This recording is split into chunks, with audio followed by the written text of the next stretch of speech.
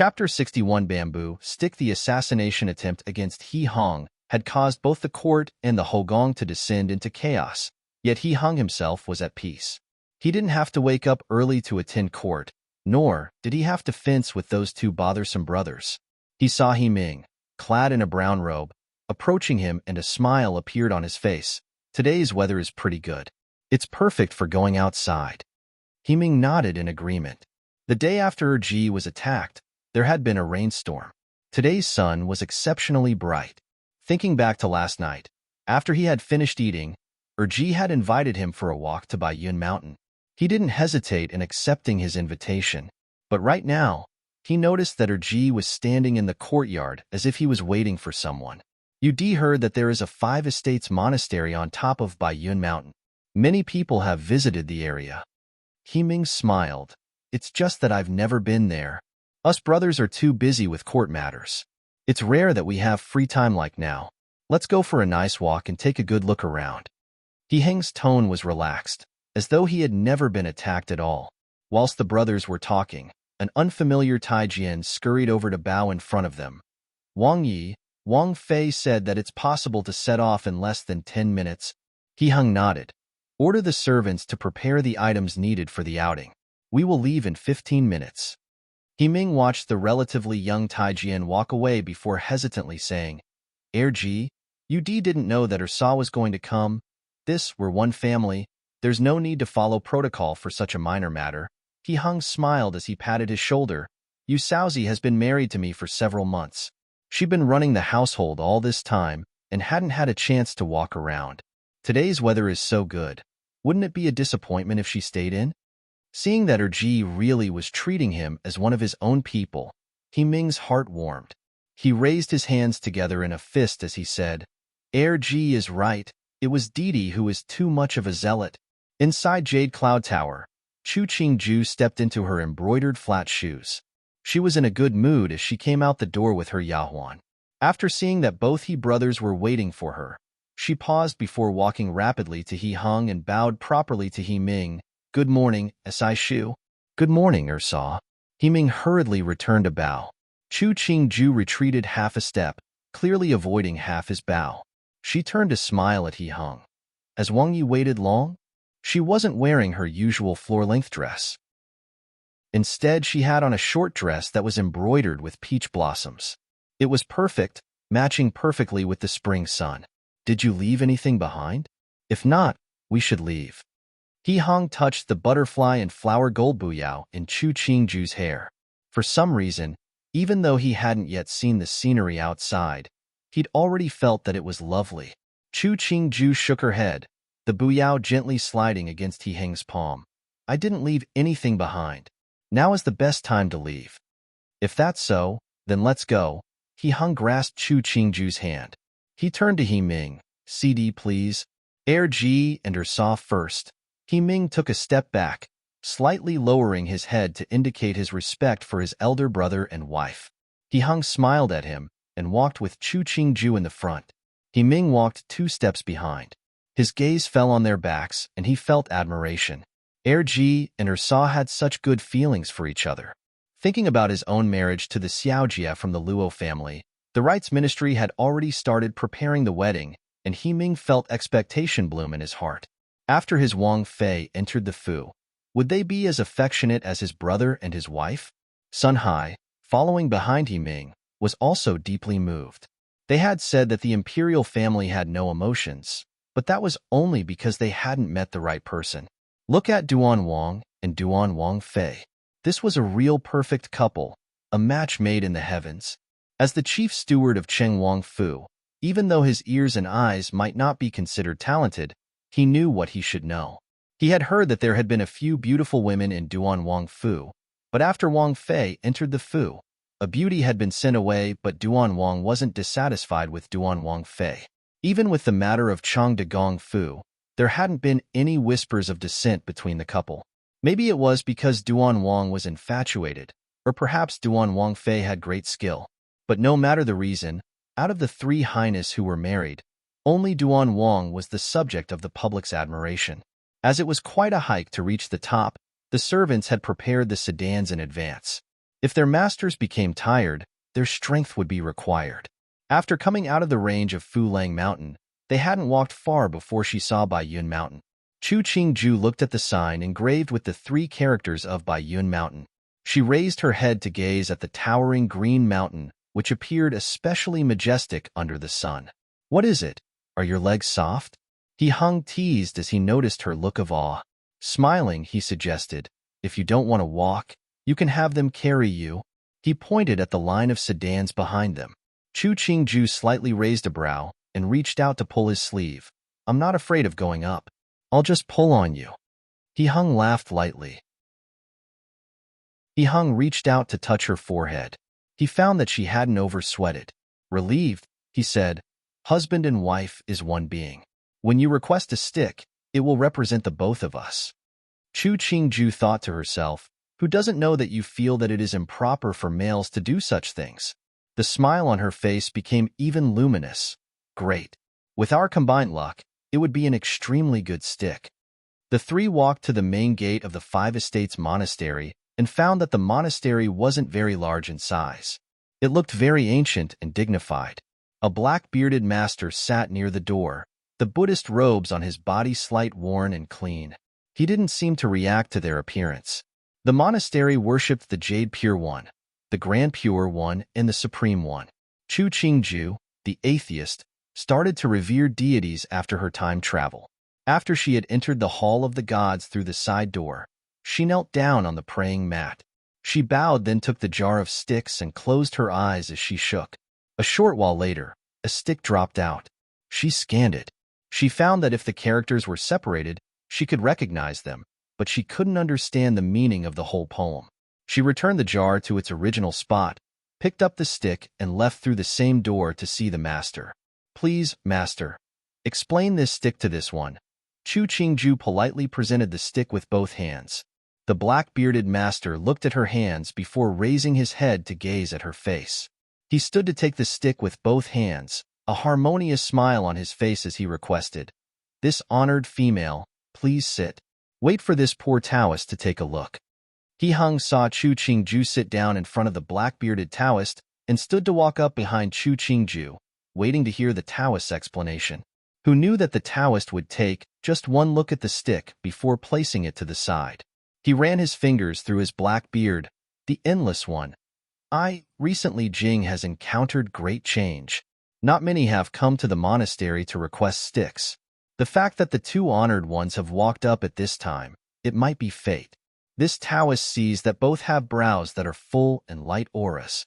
Even if a stick hadn't been requested, you already have great karma. This Taoist has profound wisdom to know that we had walked from just a glance." Chu Qingju smiled, neglecting to mention their supposed great karma. This Taoist Xianling has stayed at this monastery for more than half a year. In all of this honored one's life, only you 2 cannot be explained by this Taoist. The bearded Taoist stood up to bow to them and placed the stick in He Hang's hand. "This Taoist has failed the 2 honored one's hopes. I'm ashamed. He Hung took the stick and smiled warmly as he reassured, "Spirit Master Xianling is too serious. The mandate of heaven is all around the world. We shouldn't make things difficult for Spirit Master." He lowered his head to look at the stick. Written on top was, 9 mountains quiet green, tears flower red, 3 gung fire, 5 gung chicken, Feng 3, flies elegantly, the 4 seas beg Huang. A strange stick. The first part was not related to the second. The words did not match, not to mention the lack of any coupling. It was a mess. He Hung handed the stick over to Chu Qingju. He didn't know why women liked believing in this kind of stuff. Chapter 62 Reality. The Spirit Master didn't notice He Hung passing the stick over to Chu Qingju. He gave them another Taoist bow. "2 honored ones. No other guests are coming here today. This Taoist bids you farewell." He left the place, stroking his beard. Before Chu Qingju could react, Spirit Master Xianling had already walked into the forest.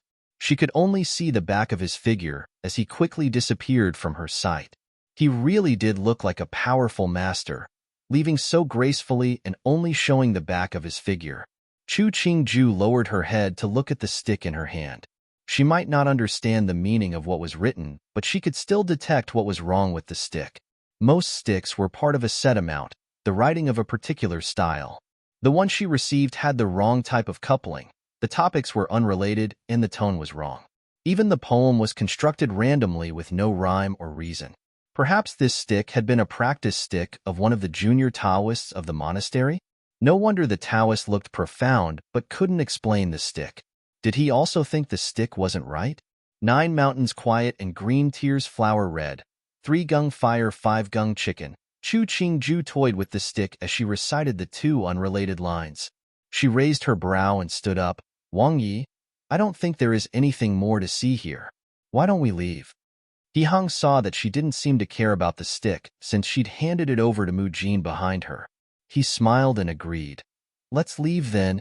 The Taoists said that they were some honored persons, and that the number of Jing guests had lessened after that incident in Jing City. He must have noticed their status from their high-quality clothing, and the assassination attempt had only occurred a few days earlier. As for that part about them climbing up the mountain, he turned to look at the rosy blush that still hadn't faded from Chu Qingju's face. It was a very visible fact. Ghosts and gods, it was just that one saw what one expected. What 9 mountains quiet and green tears flower red. 3 gung fire 5 gung. He Heng's expression suddenly changed. He stopped dead in his tracks and turned to look at Mu Jin, who was supporting Chu Qingju. Let Ben Wang see the stick again.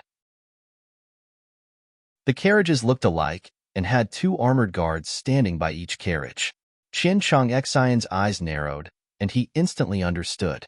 This was most likely the female candidates who were being sent to Jing City from the other parts of the country.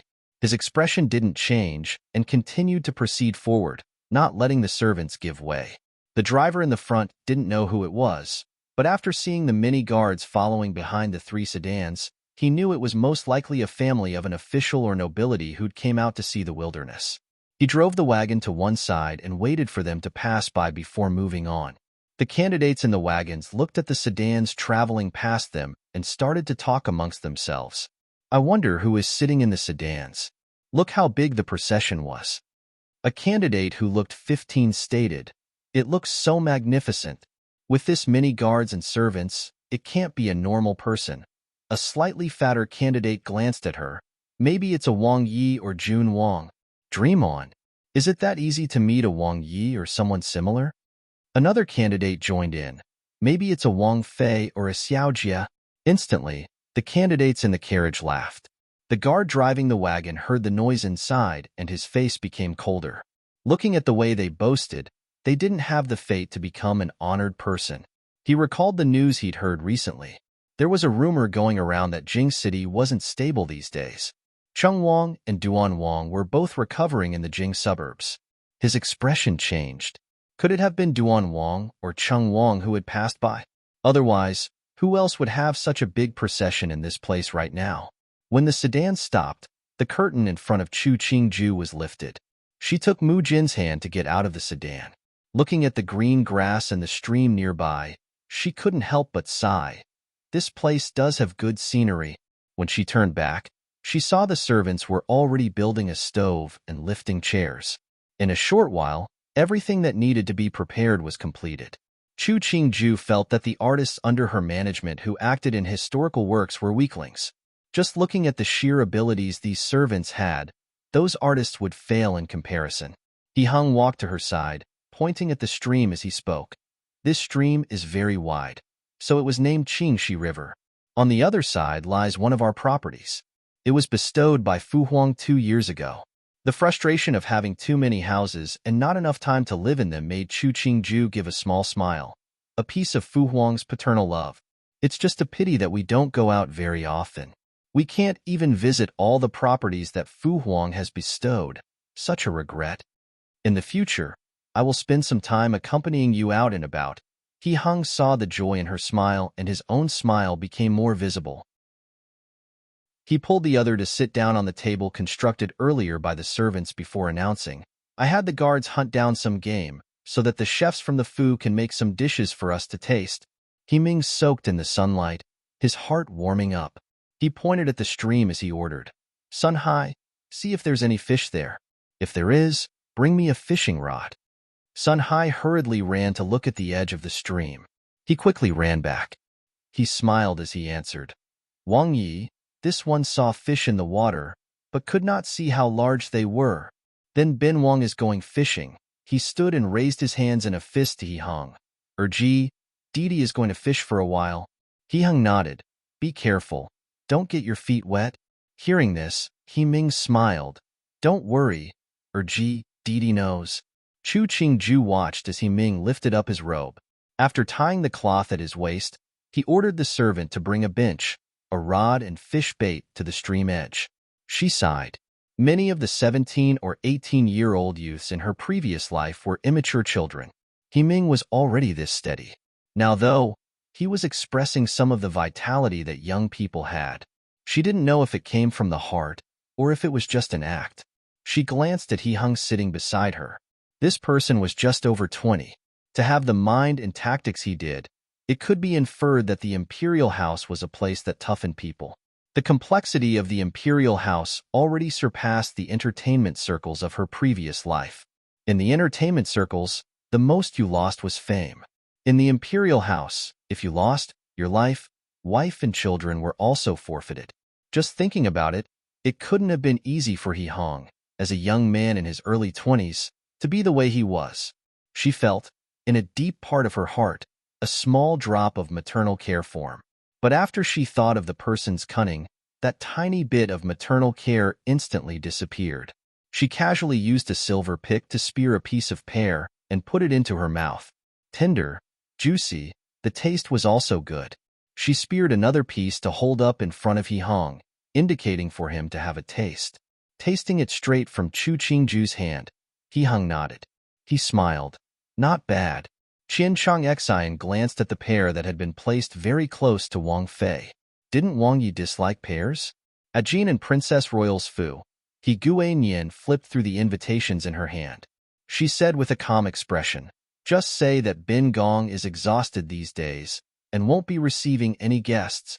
These people only wanted to get exclusive news about Duan Wang and Cheng Wang. Didn't they know that as a woman? How would she even know such things? But even if she did know, she wouldn't tell them anything. Thinking about the palace news, she hesitated and summoned one of her most intimate servants, Du Mama. Last time at the admiring picture banquet, Bin Gong heard her daimai likes fruit. Bin Gong has lots of new fruit here. Get someone to send some over to her daimai. Also, the medicine that Bin Gong had prepared for her D and SID, send that over as well. Du Mama listened before asking, Princess, since the court is in a mess because of the assassination attacks, why don't you wait a few days before sending the items over? He Guanyan's face was solemn as she explained. The imperial guards had found out that while the handicraft of the arrow used to attack Duan Wang was normal, the wood used for the arrow shaft is one that could only be found in the mountain of one of Rui Wang's properties. This matter has already been transferred to the Supreme Court and the Ministry of Justice. Sooner or later, they will be reporting to Fu Huang. Du Mama's expression changed slightly. A long pause later, she finally hypothesized. Emperor has always been partial to Rui Wang. Then this, the world is watching. He Guanyin gripped a card. Fu Huang might favor Rui Wang, but he cannot stop the mouse of the world. No matter what the result is, Rui Wang, unless Bin Gong's 3 brothers are all gone, he will have no fate with the throne. Newbie will go immediately. Du Mama understood and hurriedly left. Flipping the card in her hand, she saw what was written on top. Chang De Gong Fu Wei Shi. She gave a cold smile. Did that person think she would be honored by her presence because she was the Lao Tai of Chang De Gong Fu? She thought too highly of herself. There were many people in Jing City who were older than her, but she didn't pay them any honors. Not to mention that this old lady was part of a Gong Fu that was definitely going to fall. I made a terrible translation here because the author grabbed bits and pieces and shoved it together. 9 Mountains Quiet and Green Tears Flower Red is from a poem by Li He called Xiang Fei. Xiang Fei is the daughter of Emperor Yao, and actually the younger of 2 very famous sisters of Chinese mythology, Yi Huang and Envi Ying, who both married the same Emperor Shun who succeeded their father. The poem refers to the death of Emperor Shun, after which the 2 sisters committed suicide in the river. 9 Mountains is Jui Mountains, the burial place of Shun, quiet and green is the color of bamboo, and the tears flower red are the bloody tears of Xiang Fei. 3 Gung Fire 5 Gung Chicken is a Tang Dynasty poem called Encouraging Learning.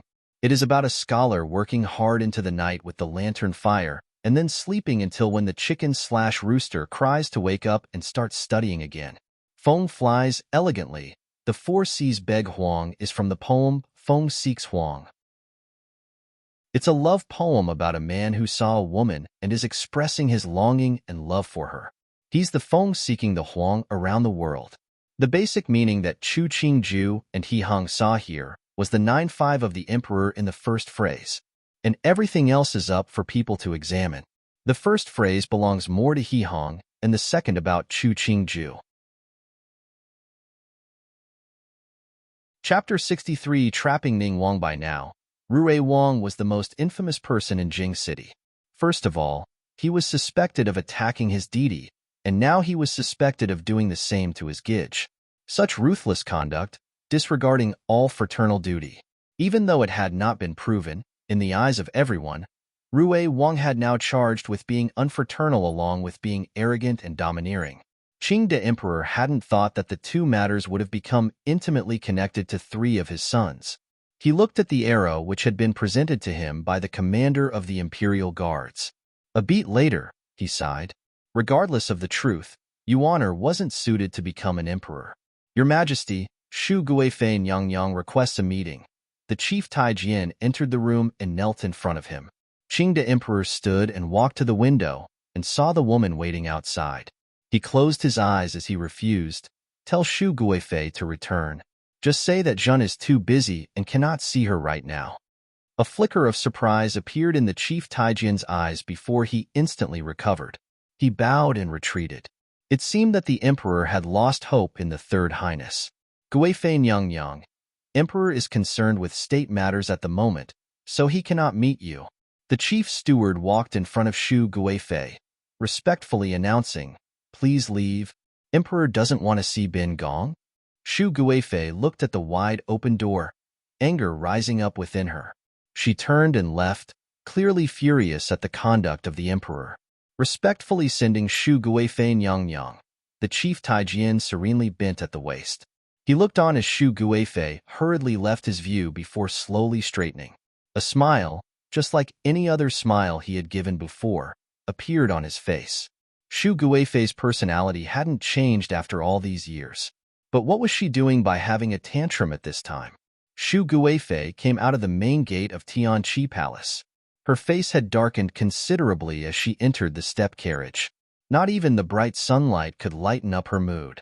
When Jing Guifei met Shu Guifei in the Imperial Gardens, she was holding 2 roses in full bloom. Seeing the ugly expression on the other's face, she smiled as she asked, Mimi, what has made you so angry? Jiejie seems to be in a good mood, Su Guifei snorted. I see that His Highness Duan Wang's injuries weren't that serious.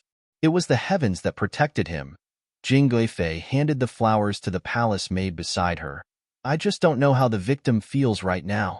Shu Guifei smiled coldly. She had always looked down on Wei Shi's act, using pretty words to make His Majesty happy. She indicated for the Taijian supporting the step carriage to continue since she had no desire of disembarking. Jing Guifei narrowed her eyes as she saw the procession of Shu Guifei leave in a huff. She smiled lazily. Bin Gong loves her temper. Otherwise, how else could she have climbed to such a high position? Just as everyone assumed that the matter was definitely related to Rui Wang, the Associate Justice Tiandaren gave a report at court which surprised everyone with its contents. Tiandaren reported that the Supreme Court had, just 3 months before Duan Wang was attacked by assassins, received a report from a steward of Rui Wang's property. He said that the mountain had lost a large number of trees.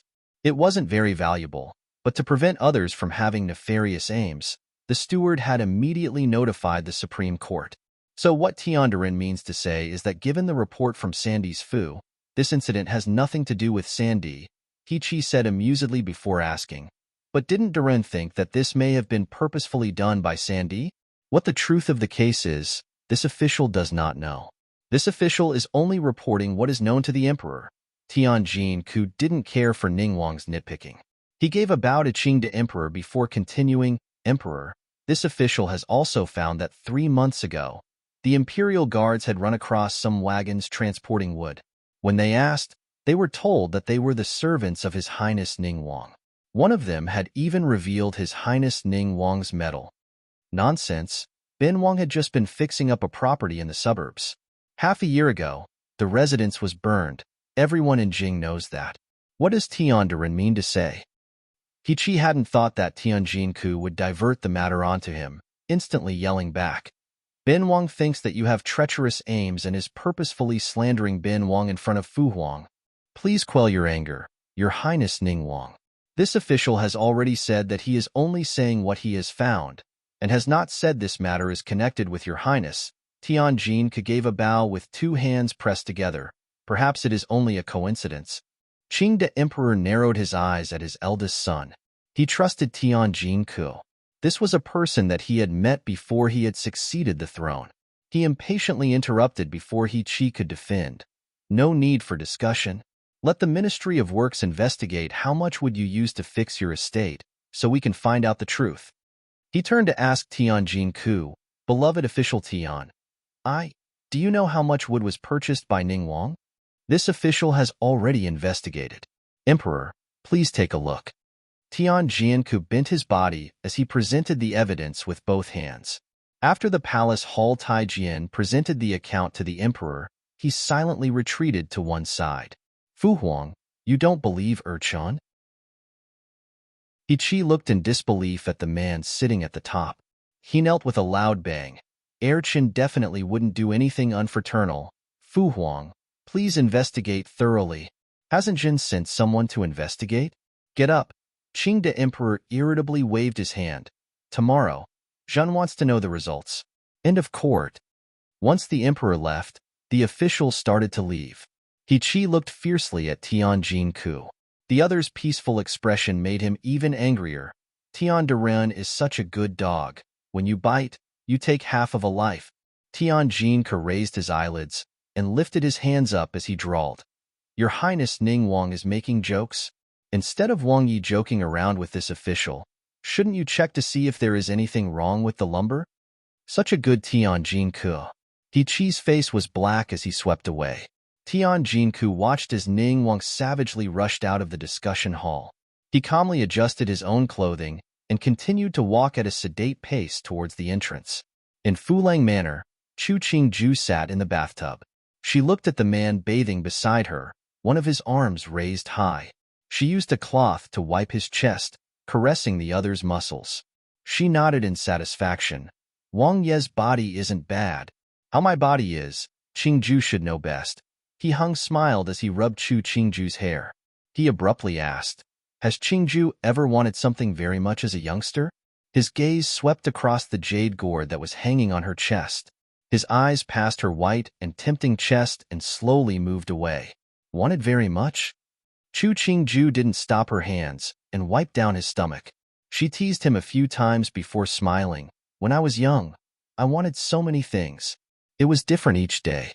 When I saw other people's beautiful clothes, beautiful hair ornaments, I felt that I really wanted them. Afterwards, when I grew up, I wanted a peaceful life, a person to accompany me through my days, to accept and love me." She then laughed out loud, in either joy or self-disdain. He assumed that the other people she'd mentioned were Chu Yu-su and the Chu family. He smiled as he reassured her, "In the future, you don't have to admire others. I will give you many good things and have others admire you instead." He reached out to touch the luminous jade gourd. "I will accompany you and love you." Chu Qingju's hand stilled. She smiled at He Hung, something swirling in her eyes. "I believe that right now, Wang Ye's words are sincere. In this world, many men were sincere when they were spoke. But the length of this sincerity could be 1 month, 1 year, even a lifetime. No one knew for sure." As a gentle and soft hand smoothed over the other's back, Chu Qingju laughed as she promised. "If Wang Yi loves Chia for a lifetime, then naturally Chia won't leave." He Heng's heart stopped. For some reason, he felt a slightly numb yet piercing pain as a sweet yet sour feeling took over his heart. He reached out to grab her waist. The waist in his embrace was very soft, but it gave him the feeling of strength. In this instant, he suddenly understood that even if a more remarkable woman appeared in front of his eyes in the future, there wouldn't be anyone who could make him feel the way he did right now. The steam from the bathtub blurred the figures of the two, spreading out so that their eyes became hazy like the steam. It was beautiful and somewhat unreal, but it made one feel that it should be like this. At court on the second day, all the officials stood in fear as they listened to the people of the Ministry of Works reporting the strings of numbers. They focused their absolute attention to the result announced at the very end. This official and subordinates, after investigating all night, have found that the amount of lumber His Highness Ning Wang had brought and the amount he had actually used did not match up. The Minister of Works trembled as he finished reciting the numbers in his hands and submissively shrunk his head as he stood to one side. He hadn't expected that he would be implicated to this extent. He moved forward a step to plead, "Fu Huang, urchin has nothing to do with this matter. Lumber would have been wasted when they were reconstructing the residence. These numbers might not all be correct. Fu Huang, please reinvestigate. If it has nothing to do with you, why did the fingernails of the assassins' corpses have pollen from the balsam and rose flowers in your estate?" Qing the Emperor threw a secret report in front of his eldest son. He watched as the other knelt down with a face full of disbelief. He continued, voice full of hurt, "And the shoes they were wearing and their clothing, they were the handiwork of the embroidery women on your estate. Did you assume that others couldn't find out because they were just minor details? If you didn't want others to know, you shouldn't have done it in the first place. These assassins, they wore the same clothes as the ones who tried to assassinate Cheng Wang. Even the blades and arrows were from the same craftsman. How do you explain all of this?"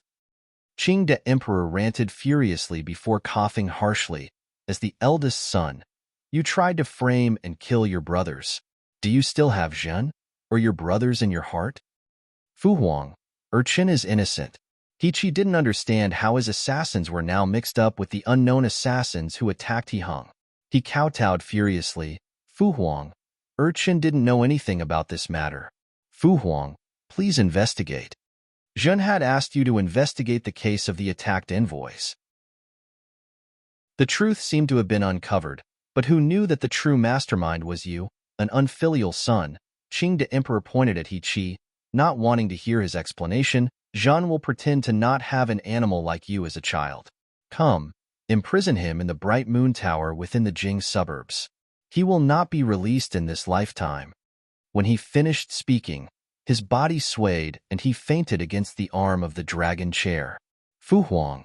He saw Qing the Emperor faint, his already bad expression becoming even more ugly. Before he could stand, the Imperial guards held him and started to drag him out of the hall.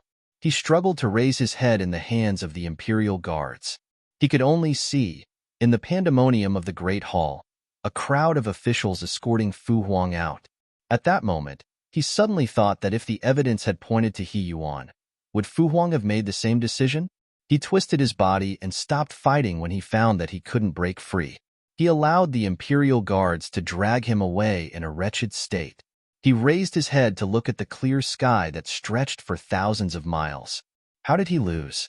Had he underestimated He Yuan's intelligence? Or was it that He Yuan was too smart, that he had bought his act as just an arrogant and brash imperial son?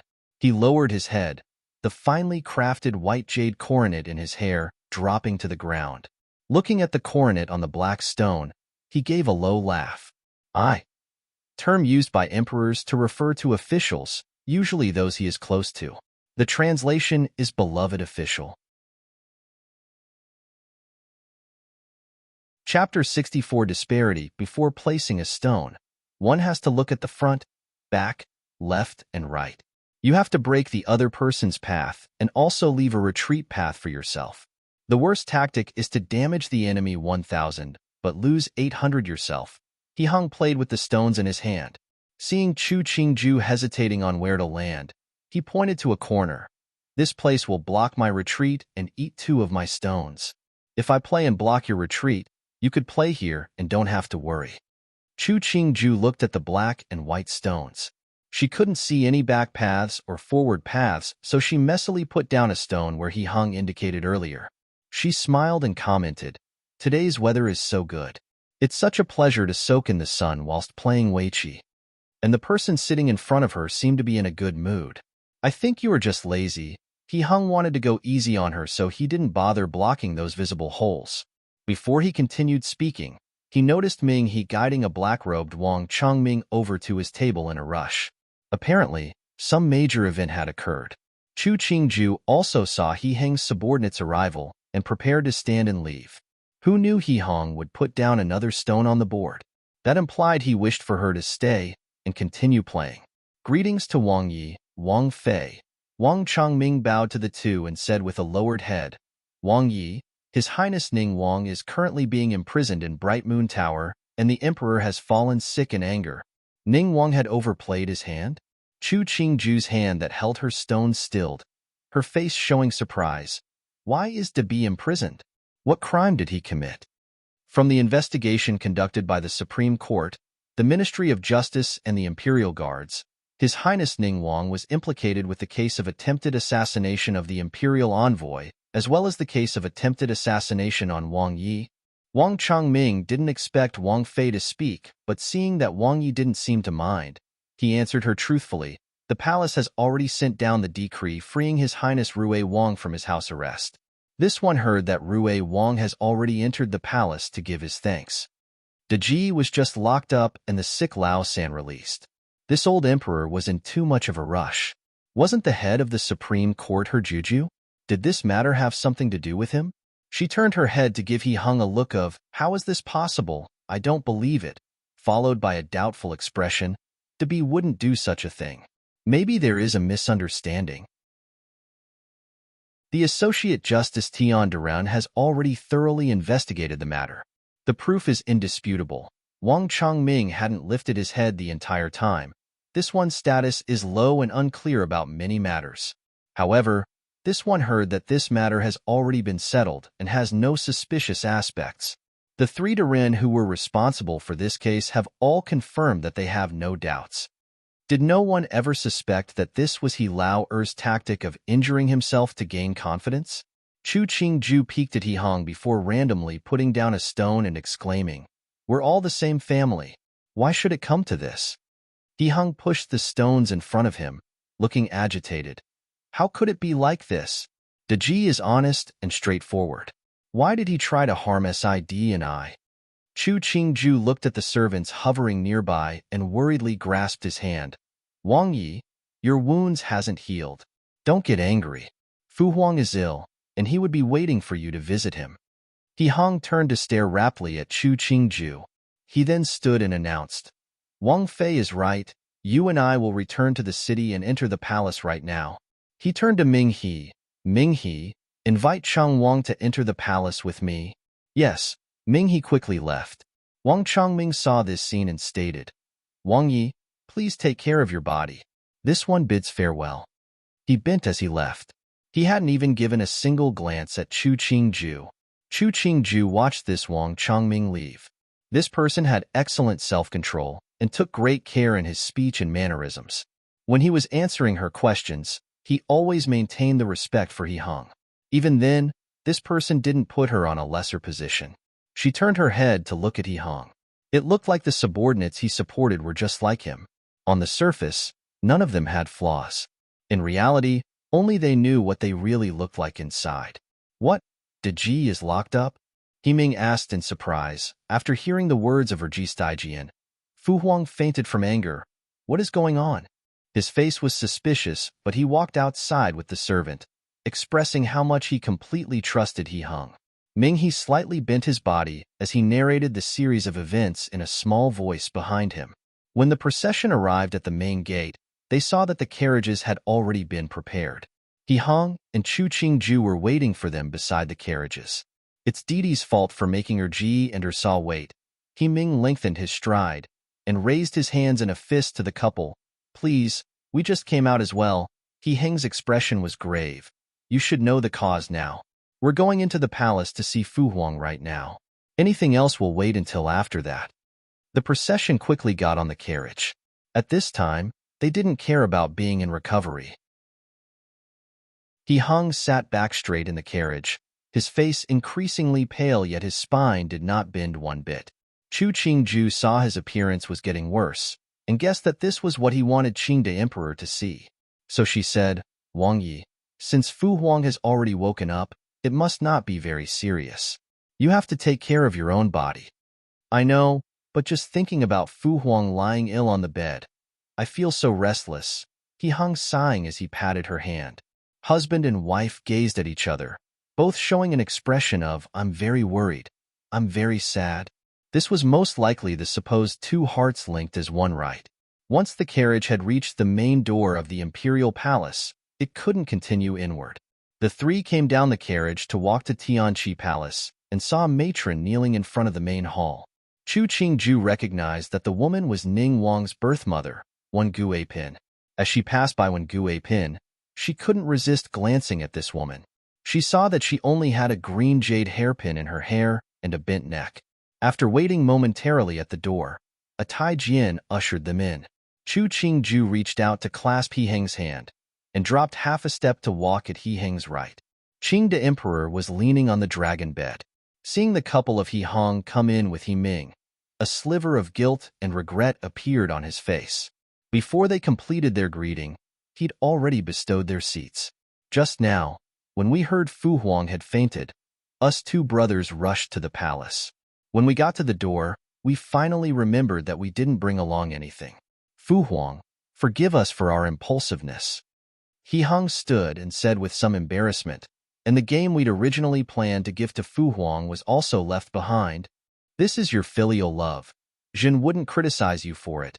Seeing that his son had become worried enough to forget protocol, Qing the Emperor examined his second son in a good mood.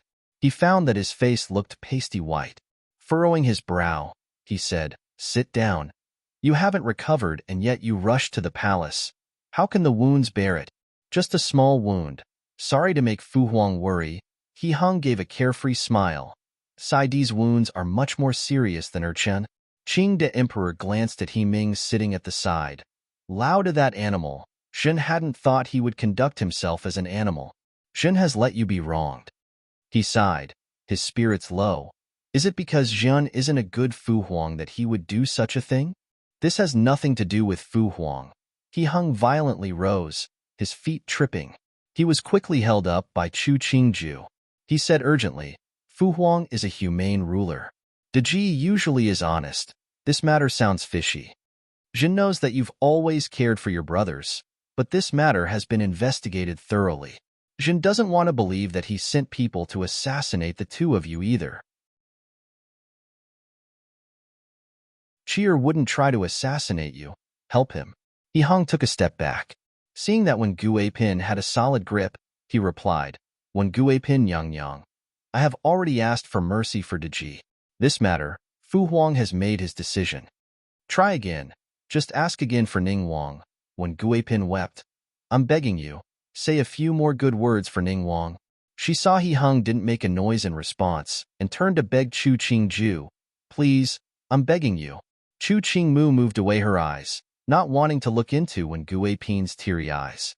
She wasn't a soft-hearted person, but she couldn't look at such a scene. What is this? Who dares to make such a ruckus in front of Fu Huang's front door? Chu Qingju furrowed her brows. He Yuan wanted to invite death just after being freed. Chapter 65 Decision. He Yuan strode in front of the pleading Wen Guipin and smiled as he lowered his head to look at her. What is Wen Guipin doing? It's a major offense to cause a disturbance at Tianqi Palace. Wen Guipin used her sleeves to roughly wipe away the tears on her face. She gave a cold smile as she stood, raising her chin to look at this Wang Yi who had a face full of pride in front of her. If that was true, then it's unknown how many times Rui Wang would have been punished. Whether or not I should be punished, that is up to the emperor, not a Wang Yi like you. Wang Yi must have learned protocol as a child. Didn't anyone ever teach you how to interact with a Shu mother? He Yuan's face instantly darkened. An unfavored Guipin dared to rebuke him? He said in a low voice, Ben Wang's protocol doesn't need to be corrected by you. If Wen Guipin has the ability, You should go beg Fu Huang to free Ji. He turned to raise his hands in a fist to He Hung. Ji, saw, greetings. Good day, Sandy. He Hung looked at the guard standing nearby, a polite smile on his face. If Sandy is requesting to see Fu Huang, it's better to let them report early. Fu Huang has just taken his medicine. I'm afraid he will be resting for a while. I didn't think that Ji and Sid would arrive here faster than me. He Yuan's words implied that He Hung had arrived early because he'd been notified in advance. We used a quick horse and whip to rush here right after we heard Fu Huang became ill. He Hung didn't seem to hear the implication, a hint of embarrassment on his face. It was lucky that Fu Huang is as long-lived as the sky and was not seriously ill. But I was being ridiculous. He Ming, who was standing near the couple, bowed to He Yuan without speaking and retreated to the far side of the room. He Yuan glanced at him, calmly commenting, "It seems Sid's body is much better. Thanks for Sanji's concern. Ud has no major problems." He Ming switched topics as he continued. "It was a pity that I couldn't help Fu Huang with this matter. I feel guilty." He Yuan narrowed his eyes at this nondescript deity. A while later, he gave an icy smile and didn't reply. Chu Qingju silently watched this great play of the imperial house. The hatred Wen Guipin had towards He Yuan, the scorn He Yuan visibly held towards He Ming, and the barely discernible dissatisfaction He Hung held towards He Yuan. Everything was displayed before Chu Qingju's eyes. She felt that, in this world, the most complicated relationships to ever occur between husband and wife, father and son, brother and brother, were all formed in the imperial house. Ever since Lauda framed him, he'd been restricted to his Fu, and even Fu Huang seemed disappointed in him. Therefore, after being freed from house arrest, He Yuan would always think of those stifling days whenever he saw someone connected to He Qi. His personality had always been loud, and he was never willing to discomfort himself. He'd always said whatever he thought and did whatever he wanted. He gazed icily at Wen Guipin. Seeing her eyes were full of hatred, he sneered. Wen Guipin shouldn't use such eyes to look at Bin Wang. If it wasn't for Ji framing me, I wouldn't have been imprisoned in the Wang Fu. If you want to hate someone, hate Ji for having such malicious thoughts. Don't hate an innocent person like me. Your Highness Rui Wang is innocent? The gentleness and sincerity that usually appeared on Wen Guipin was now completely absent. She pointed at He Yuan and, with a piercing voice, accused him. You dare to say that you didn't control the salt governance, didn't put out high-interest loans, didn't buy and sell official posts? He Yuan looked disdainfully at her. A long beat later, he said, if there is no evidence, then it's slander. I don't know why, as an imperial consort, Wen Guipin is so concerned with the matters of the royal court. What is the meaning here? Wen Guipin stared hatefully at him, but couldn't say a word. Her shoulders shaking slightly, she slowly lowered her head. Half a beat later, she didn't look at anyone else as she held a palace maid's hand to stagger away. Chu Qingju saw He Yuan's attitude and remembered the case of Jiang Nan. Was that case going to be set aside? Did the old emperor's brain have a problem? Such a major matter of the people, how could it be treated like a joke? As the emperor, because he was partial to one son, he would not care for the death of his citizens. High-interest loans, the salt governance, buying and selling official appointments, which one of those wasn't a major matter? If he didn't know, at most it would be an oversight, but knowing and not stopping it, wasn't that telling the people that the emperor didn't care about this matter, that the criminals could do whatever they wanted? Thinking about it more, she felt disgust forming inside. This kind of person had become the emperor. It was a calamity for the people of the world. If the previous emperor had even one more son, then it was most likely that the seat wouldn't have fallen to this kind of person. Just then, a Taijian hurriedly walked over and said that the emperor was summoning Rui Wang for an audience. Chu Qingju watched the young Taijian bowing and scraping as he ushered He Yuan inside. She moved her gaze as she descended the white jade stairs with He Hung. When their carriage had traveled a certain distance towards the Fu, she looked over at He Hung and stated, Wang Yi, it isn't easy being one of the common people. She reached up to pull the curtain aside and looked at the common people in sackcloth moving aside for their carriage, their wooden faces filled with awe and caution. She wasn't a true lady of a noble family. She might like beautiful clothes, delicious food, but she wouldn't feel that it was her right to oppress others and sacrifice the majority to satisfy her own desires. He Hung couldn't believe Chu Qingju would say such words to him. He silently looked at this woman. At this moment, she had no charm on her face, no smile, not even her gaze was on him. But he had never felt that she was more worthy of the people's respect as he did now. He followed her hand to look at the crowds in the street, his eyes gradually calming. A beat later, he dropped his face down as he stated, "The hardship of these people should be the reason why the top people have to be more diligent and fair in governance." Chu Qingju let go of the curtain, turning her head to look at He Hung. She smiled suddenly, as though she had just made a decision. She nodded. "Wang Yi is wise, I believe you."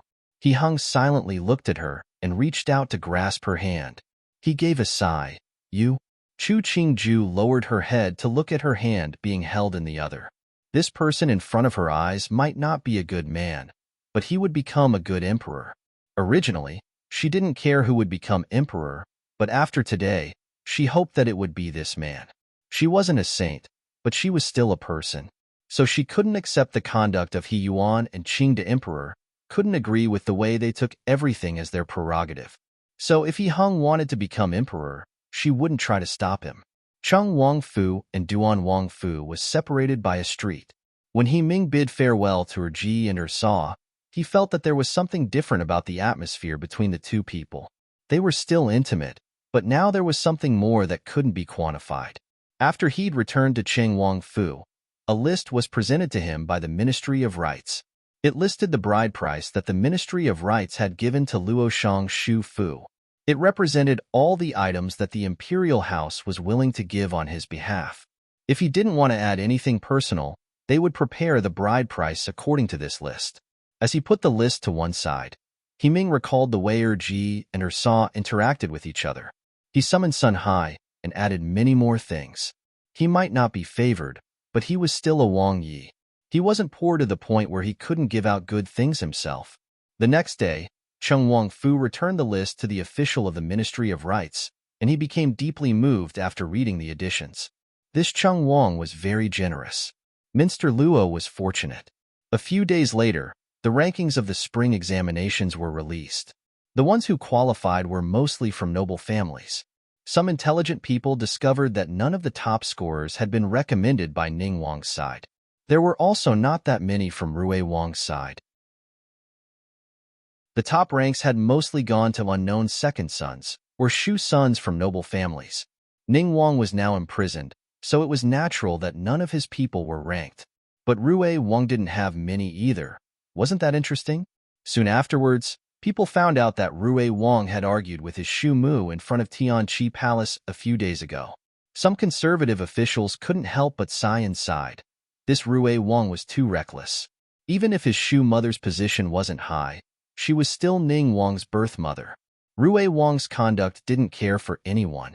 After the rankings were released, it was time for the court examination. He Hong was still recovering in the Fu. The Fu frequently received the emperor, empress, and Jing Guifei's gifts.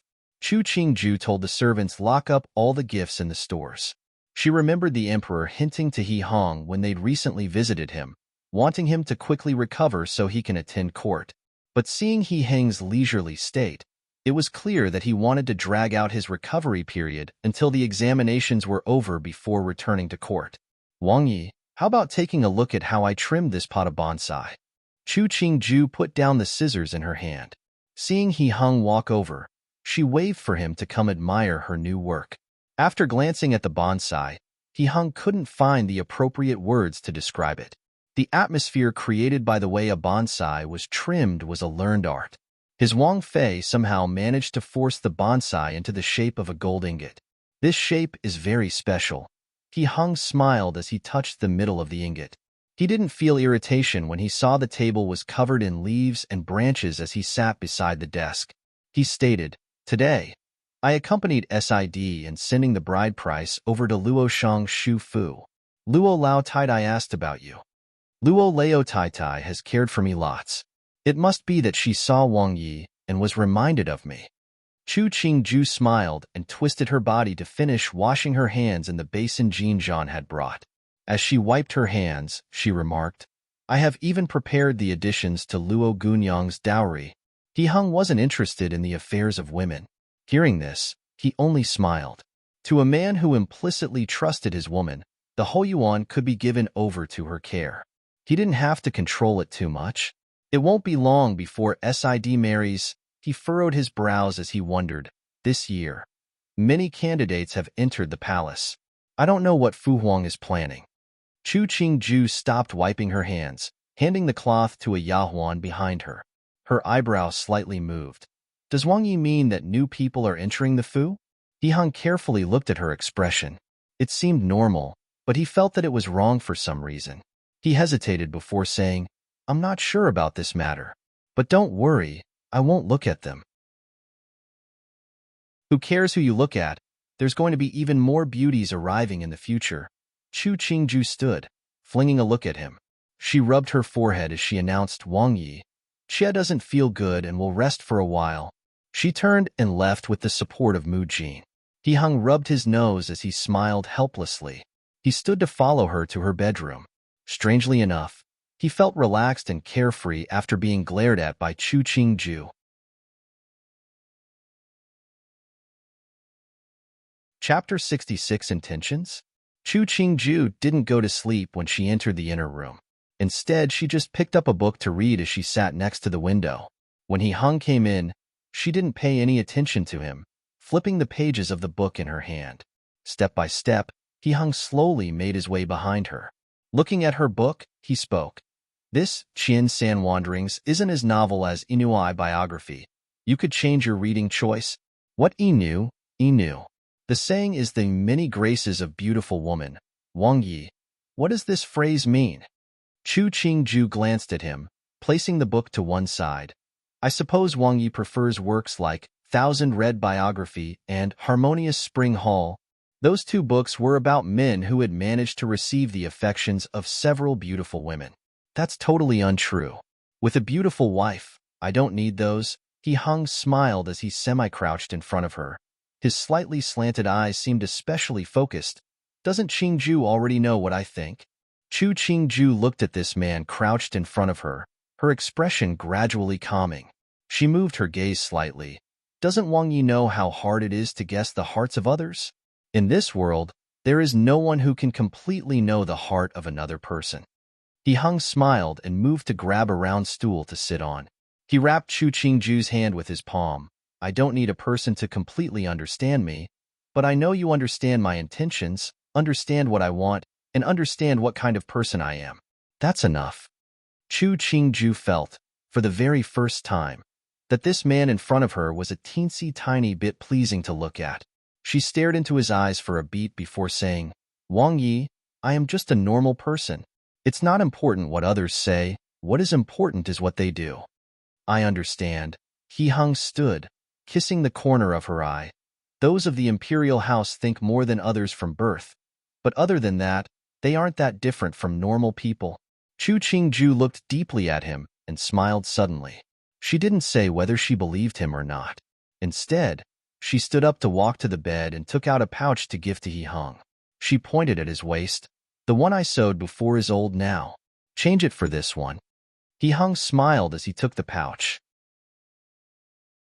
Carefully switching the pouches, he grasped the old pouch in his hand. He stood and said, Later, I have to go to Sid's Fu. I'll try to come back early tonight. Chu Qingju nodded. Gazing as he hurriedly walked out of the inner room, the expression on her face slowly disappeared. She stood and walked to the window. She saw that as He Hung walked into the yard. He put the old pouch into his chest pocket. She furrowed her brow, her eyes murky. Wang Fei, Wang Yi treats you so well. When he left just now, he specifically ordered Nubi to serve you well. Lu walked in from the outer room.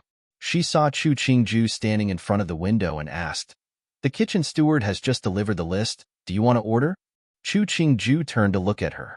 As she walked towards the bed, she took the menu from Lu's hand and randomly picked a few dishes based on the pleasing nature of their names.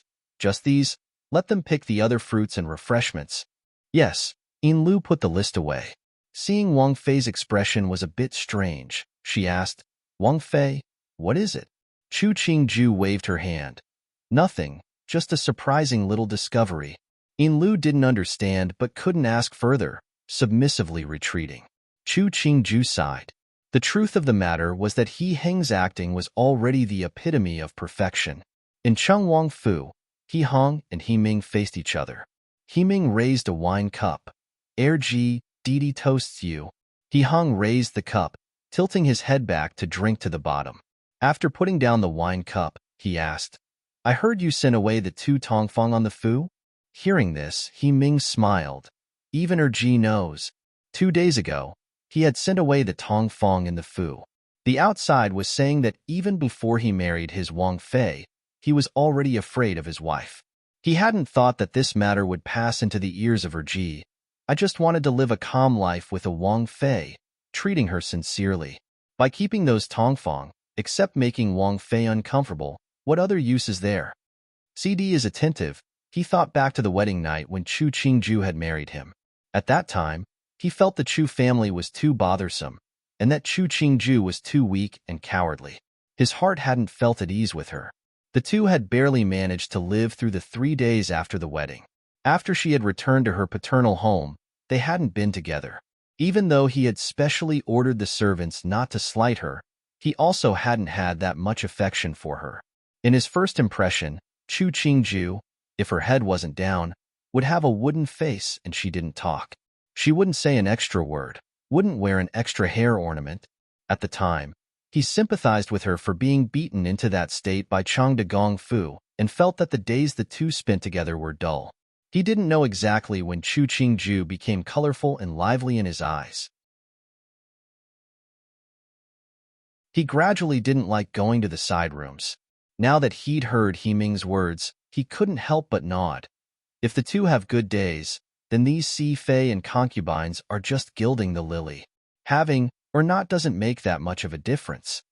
Ud knew Ji would definitely understand. He Ming smiled. "It was because I saw your love for her that Didi made the decision to take this step."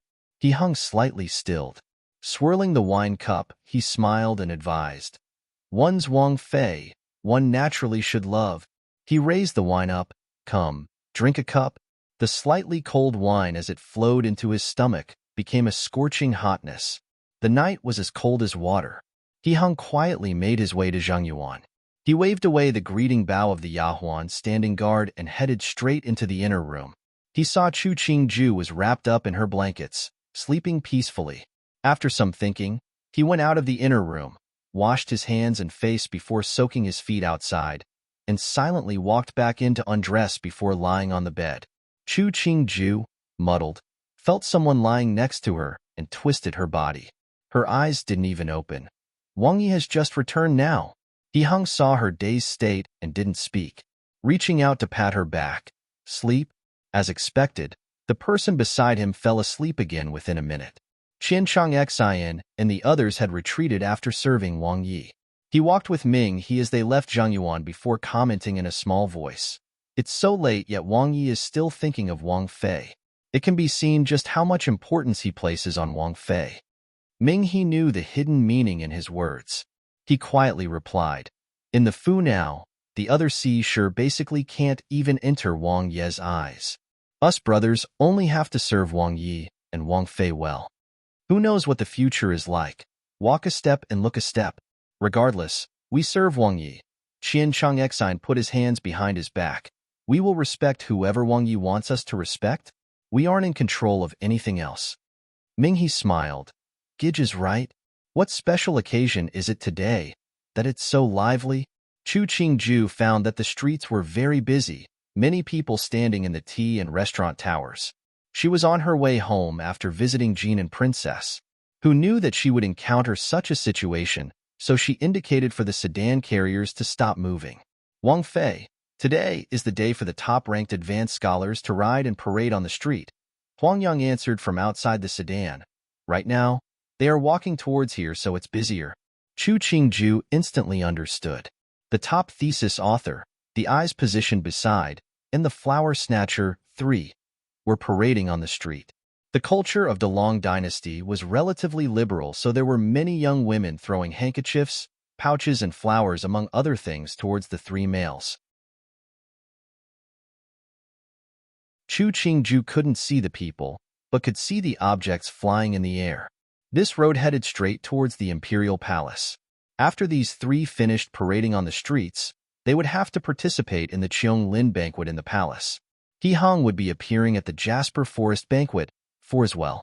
After 15 minutes, the crowds gradually thinned and Chu Qingju's sedan continued forward. Sitting in the sedan, she heard a passerby remarking about how the flower snatcher was so handsome and how scholarly the top thesis holder was. She couldn't help but smile. It was lucky this era wasn't ridiculous to the point where women couldn't leave the house. Otherwise, it would have been terrible.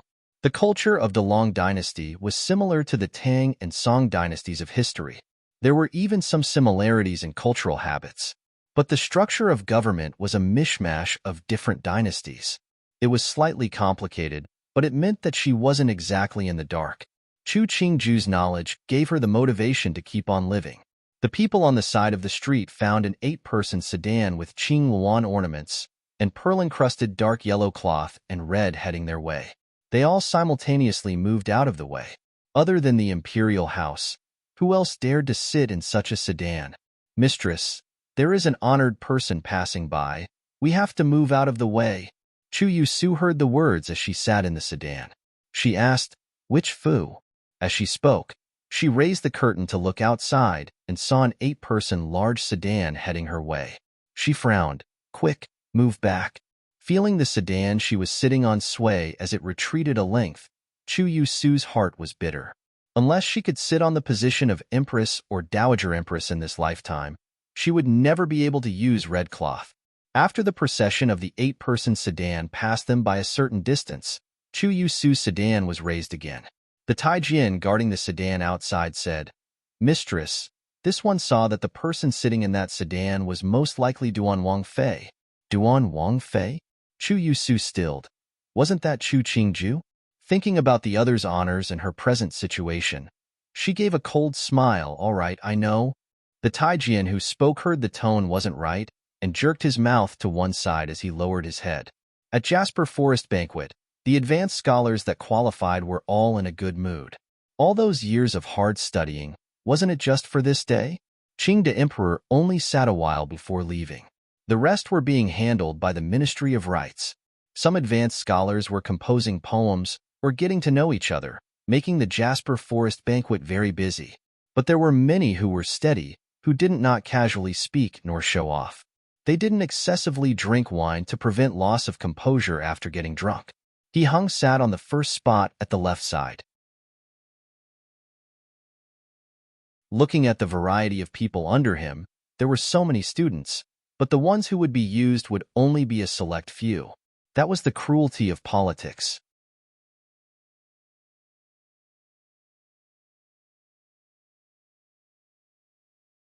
Chapter 67. Chu Qingju flipped through the account book in her hand for a long moment before smiling with narrowed eyes at Xiao Ganzi standing below her. "You've done well these last few days." She motioned for Mu Jin to give a pouch to Xiao Ganzi. "They say that when the water is clear, there are no fish. I know that there is some untruthfulness in here." Chu Qingju closed the account book. She raised a teacup to slowly take a sip. Seeing the smile on Xiao Ganzi's face freeze, she laughed out loud. "You can control the ambitions of the stewards. That's your ability. Don't be nervous. I know how it is." Xiao Ganzi's back felt cold. On the surface, he gave a fawning smile as he complimented. "Wang Fei is a brilliant tactician. Us small ones are just a joke. It's just that the Wang Fu is complicated, and at times, it's really he didn't know how to say it. He had received benefits in private." Looking at Wang Fei's mien, she probably knew all about it. Chu Qingju nodded. "You've done very well. I'm not concerned." His heart instantly dropped back into its place. Xiao Ganzi assured her with a grateful expression.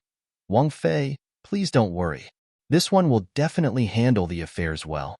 Chu Qingju bestowed him some refreshments and fruits before allowing him to leave. As for the accounts, she didn't look at them anymore and handed them off to Mu Jin. "Wang Fei, These people embezzled money. Why not punish them? Lu asked in puzzlement. Why push someone to the cliff? It's not good if it's too extreme. Chu Qingju smiled as she explained. All things in the world have a limit. Is anyone willing to work without accruing some benefits? If they don't work, then they could be punished. Lu's tone had weakened, but she was still dissatisfied with the embezzlement of the servants. Leave room in all matters. Your personality should change, Chu Qingju suggested. Such a minor matter. It isn't worthy of the attention. Hearing this, Lu obediently bowed. Newbie will remember. What Chu Qingju liked about Lu was this quality of hers. Her personality may be impulsive, but she was very obedient, and there were no suspicions about her loyalty. Seeing her face so grave, Chu Qingju smiled. It's fine. Accompany me for a walk in the garden. Xiao Ganzi cupped the fruits in his hands as he walked into the garden with a smiling face. The servants he ran into were all respectful. Seeing that he was holding something in his hand, they put all their efforts into complimenting how good the fruits looked. Of course it's good. Wang Fei is kind. She saw that I was tired from running around and bestowed some for me to have a taste. Xiao Ganzi carefully placed the fruits in his pocket, his mouth speaking good things about Wang Fei, and the bystanders who heard him were furiously nodding their heads. Further away, He Hong had been walking with Qian Chang Xian, Ming He and a few servants behind him. He watched the scene for a long time before observing. This Xiao Ganzi is clever. No wonder Wang Fei prefers him handling the affairs. Qian Chang Xian's eyebrow slightly moved as he mentioned. A few days ago, Wang Fei said that Xiao Ganzi was worthy of having served by Wang Ye's side. Both his head and legs are very functional. Those words complimented you too, He Hong smiled. It's hard for Wang Fei to manage all the matters of the Fu. Keep an eye out for anyone who are not respectful of Wang Fei. Take care of them immediately. Qian Chang Xian, as a personal Taijian, had watched Wang Yi give more and more of his heart to Wang Fei. He himself had become more and more respectful of Wang Fei, afraid of offending Wang Fei and causing Wang Yi to be discontent. Hearing Wang Ye's words, he gave a confirmation. Newbie greets Wang Yi. A low and soft voice came from behind him. Qian Chang Xian turned around to look. It was a low-ranking Yahuan with dark yellow skin and wearing coarse clothes. He instantly frowned. Who was this low-ranking Yahuan who didn't know protocol and came inside to try to meet with Wang Yi? The other Yahuan, when they saw their superiors, the servants carefully avoided them, who would specially come over. Stand up. Where are you a Yahuan at? How did you get in here? This area was still inside the second door. If the rough Yahuan didn't have duties, they couldn't come in. Qian Gonggong, newbie, is from the laundry rooms. The mama who is responsible for delivering the clothes is sick, so newbie replaced her to deliver the clothes to Luo Yinyang's residence. Qian Chang Xian felt that the voice seemed familiar, but he couldn't remember where he had heard it. He took a furtive look at Wang Yi. Seeing his expressionless face, he knew that Wang Yi was irritated. Before his mouth could open to drive away this delinquent, he saw Wang Fei walking in front of a few Yahuan as she made her way towards them. Greetings to Wang Yi. Greetings to Wang Fei. The servants on both sides both bowed. Chu Qingju smiled as she walked in front of He Hong, her gaze unconsciously sweeping across the low-ranked Yahuan standing 5 steps away. I didn't think Wang Yi would be here. Just came back from the outside. He Hong smiled as he pulled her hand, pretending that the rough Yahuan didn't exist. Today's weather is good. Let's us have a walk in the garden. Yes, Chu Qingju's eyes roamed around. Acting as if she just realized there was a rough Yahuan standing nearby, she asked, Where do you serve at? Raise your head and let me take a look at you. This Yahuan raised her head.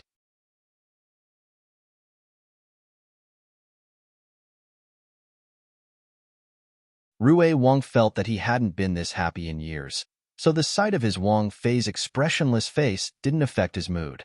Speak. What is it? He Yuan sat at the front, glancing at Qin Bai Lu's dark expression. Qin Bai Lu saw his flippancy and bit the corner of her lips before she confessed. Tomorrow is Chie's father's day of birth. Does Wang Yi have the time? Since it is your father's birthday, then open the food stores to take along some gifts. He Yuan stood. Bin Wang is busy tomorrow, so I won't accompany you. Have an early rest tonight. Bin Wang is going to Shi Su Yuan. Qin Bai Lu looked at He Yuan's back, her eyes slowly becoming cold. Again it was Shi Su Yuan. Chu Yu Su, that whore. Wang Fei. The Yahuan supporting her looked at her worriedly. It's fine. Send down the order. Bin Wang Fei is going to check the stores. She gave a cold smile. He didn't want to go so she wouldn't beg him. In Duan Wang Fu, Chu Qingju and He Hung wandered around the garden and sat together to read after they eating the evening meal. One person was reading the highly reputable Book of Tao, the other was reading a novel. After reading for a while, He Hung saw Chu Qingju's face held a hint of anger. He put down the book in his hand and went to her to inquire, "What is written in this book that makes you so angry?" Chu Qingju slammed the book shut, her voice carrying a layer of rage as she snapped. The men in these stories are too fickle. The two had been in companionship for more than 10 years, but it couldn't compare to the tenderness of a youthful Gunyang. In the end, he wanted to divorce his wife and blamed her for not being loving. When he was studying at the beginning and had no money, he didn't say that when he was being completely supported by his wife. When he left at the start to go to a post in another place, he didn't say that when he left his son and daughter and his elders at home for his wife to support. But when he reached a high position of power, he felt that the wife was lacking in every aspect. But this man had to be the protagonist of the story. The views of this author are disgusting. He Hung took away the book in her hand, smiling as he comforted. Just a story, don't be angry about this kind of thing. A person's days has to be lived by the person. What the end result would be is in the control of the person. He looked with disdain at the name of the author on the book page, Shangguang Gongzi. Most of the people who would use such a name, they are poor scholars. They don't have the bride price to find a wife, and lack the ability to place in the examinations. They have to depend on writing such amusements to earn some money for food and to satisfy their fantasies. We shouldn't argue with this kind of useless men, okay? Chu Qingju snorted. Okay, your entire family.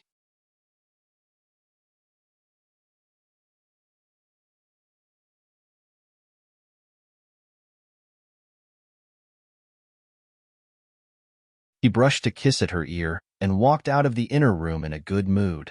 Chu Qingju wiped her ear and sat down in front of the copper mirror. Jin Zhan and Yuzhan finally came out of the corner where they had been silently standing and went to her side to make her hair and apply makeup.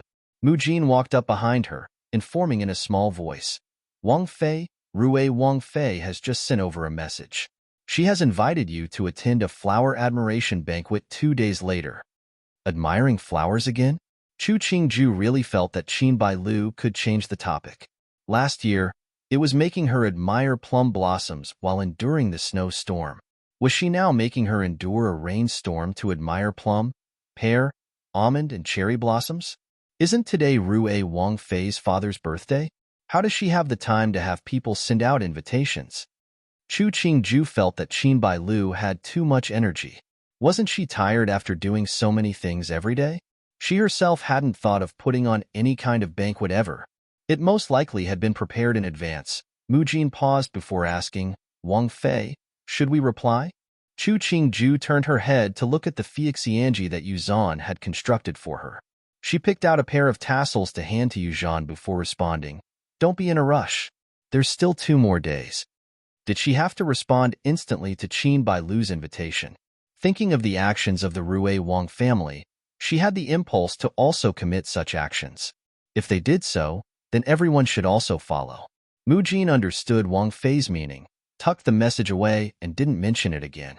After Chu Qingju dressed, she hurriedly reached out in support. Newbie heard that after Ban Xia returned to the laundry room a few days ago, she had been laughed at by many people. Right now, she's the laughingstock of the laundry room. She chose the road. Chu Qingju stood, taking one step at a time as she walked towards the outside. Becoming a joke, she did it to herself. She wasn't laughing at the others' misfortunes, but she didn't sympathize. She only felt heartbreak for this body's original owner. Now that ashes were ashes, dust was dust, hopefully she would have a beautiful future life, and never meet people and events like the ones in this life. Chu Qingju's morning meals were on the side of light, but not bland. When He Hung had started spending more time in Zhangyuan, he gradually liked to eat with Chu Qingju. After all this time, He felt that even the Jingyuan's tea was more tastier than other places. Seeing Chu Qingju come out, he urged, "We got up late today. Come have some porridge to prevent the stomach from being harmed due to hunger." Walking to sit down by his side, Chu Qingju washed her hands. She drank a small bowl of porridge and ate some vegetables and pastries before putting down her chopsticks to rinse her mouth. "Wang Yi isn't going out today." Chu Qingju waited for He Hong to wipe his hands before asking, "Just now, I'd received Rue Wang Fu's invitation to attend a flower admiration banquet. I also received Sandy's invite." He hung through the cloth at the servant standing at the side, stating blandly, "I'll go with you when the time comes." So this flower admiration banquet had been put up by Lao San and his wife. No wonder Rue Wang Fei had sent the invite on the day of her father's birthday. Even though Qin Bai Lu might be a proud person, she had never been seen tearing down Rue Wang's stage. "Since Wang Yi has to reply, when the time comes, send someone to deliver my reply as well." Chu Qingju furrowed her brow and pushed her voice lower to muse. "Even though they are hard to interact with, but in the end, he's still your brother." Hearing his Wang Fei making such a conclusion about Sandy, an additional hint of smile appeared on He Heng's face. "Don't be afraid. If someone is blind enough to try to harass you, just stand up for yourself. For everything, there is still me." Who this someone was, Chu Qingju knew. She smiled and nodded. With Wang Ye's words, "I won't worry anymore." He Hong saw her manner and couldn't resist giving another smile. "I know you don't like this kind of people. In the future, if it isn't necessary, then we don't have to interact with them. If you get bored, then you can take a walk to the Princess Royal's Fu. Our fuss aren't too far apart." Based on this, after Si Shu gets married, then isn't it closer to go to Si Shu's Fu to find Si Daimei? She had just found out that Cheng Wang Fu and Duan Wang Fu were separated by one street. "As long as you like, you can go to anyone's home." He Hung reached out to rub her earlobe. He knew inside that, even though Chu Qingju's words seemed like a joke, it was really asking him if it was fine to be close to Qing Wang Fei in the future. CD is a sincere person. The Luo family in the past has given great care to you in the past. We ought to interact more. Chu Qingju blinked her eyes, her lips curling as she replied, "I understand." Just as the two were cozying up, they saw Qian Cheng Xian hurry in from the outside, reporting that the emperor's decree had arrived. Chu Qingju was slightly surprised, but seeing He Hung didn't seem to be surprised at all, she followed him out. After the messenger Taijian finished reading the decree, Chu Qingju understood. This was Qing the emperor reminding He Hong to go back to work. While most of the imperial decree was worries about his son's wounds, but the conclusion was He Hong should return to work, and he also bestowed down a heap of stuff. If Qing the emperor's 4 children had to be ranked, then He Yuan had been carried by Qing the emperor as he grew up. He Hong had been watched by Qing the emperor as he grew up. He Qi was raised free-range by Qing the emperor, and as to little student He Ming, he was most likely the freebie that Qing the emperor had gotten whilst purchasing something incognito. Since the emperor had personally sent down the decree, He Hung returned a message that was sent into the palace on a fast horse. The gist of it was that this son's wounds were almost healed, and that it was unfilial of this son to cause Fu Huang to be worried. In 2 days, Sandy was holding a flower admiration banquet. After attending this banquet, this son will concentrate on work. Fuang Wan Sui, Wan Sui, Wan Sui. The half-pagoda mountain in the northern suburbs of Jing City was famous due to the half-constructed pagoda located halfway. And Bright Moon Tower was constructed at the top of this mountain. Bright Moon Tower's name also had a special origin. Half-Pagoda Mountain was very tall, and since the wooden tower was constructed at the top of the mountain, it seemed as though it was very close to the moon, thus it was named Bright Moon Tower. He Chi sat by the window looking at the moon hanging in the sky. A long time later, he sighed and mused, time and life. Lao San was vicious this time, purposefully using the timber from his own mountain to make arrows to attack Lauer, and make people feel that he wouldn't do such an idiotic thing, and then using the thoughts of others to frame him. He just didn't know which of the subordinates gave him the idea. Wei Qingyi heard his sigh. She hesitated before opening. Hasn't Wang Yi ever thought that this matter could be related to her Shu or Si Shu? Lao Si doesn't have that kind of manpower, He can't do it even if he wanted. He sat down by her side. Even though I'm not entirely clear about Lauer's personality, but if there really was a good opportunity such as this, I'm afraid he would scheme against both me and Lao San. Why would he leave Lao San alone, the one Fu Huang favors the most? I's not worth it. If he was Lauer, he couldn't bear to let go of such a good chance of 2 birds with an arrow. So why would Lauer when he had the ability to do so?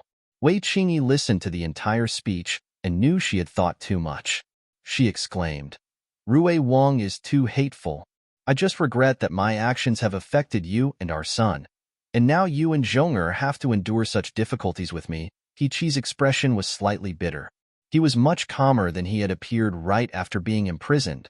But even so, he had become slightly deflated. I'm the useless one. Wang Yi cannot say such things. We are one family, so we cannot say words of 2 families. Wei Qingyi grasped Qi's hand. Also, except that there is less people at Bright Moon Tower, there isn't anything else lacking. Qi gave another sigh and continued to look at the moon in the sky. In the future, when the new emperor ascends the throne, as long it isn't He Yuan, we will be able to leave. He was clear inside. He had failed. The only ones left that could succeed the throne were Lao or Lao San. Both for himself or for the country, he hoped Lao would succeed. Lao San's personality wasn't good enough. He wasn't the type to be an emperor. If he became emperor, it would be ruin for the common people. It was a pity that Fu Huang was too partial. Otherwise, he wouldn't have been fighting with Lao San for so many years. If Fu Huang was even slightly more just, Lao San would have been out of luck a long time ago. Thinking about this, Qi ordered, Come, serve me brush and ink. Since he wanted to get something out of the new emperor in the future, then he had to pay the price. 10,000 years, 10,000 years, 10,000 years.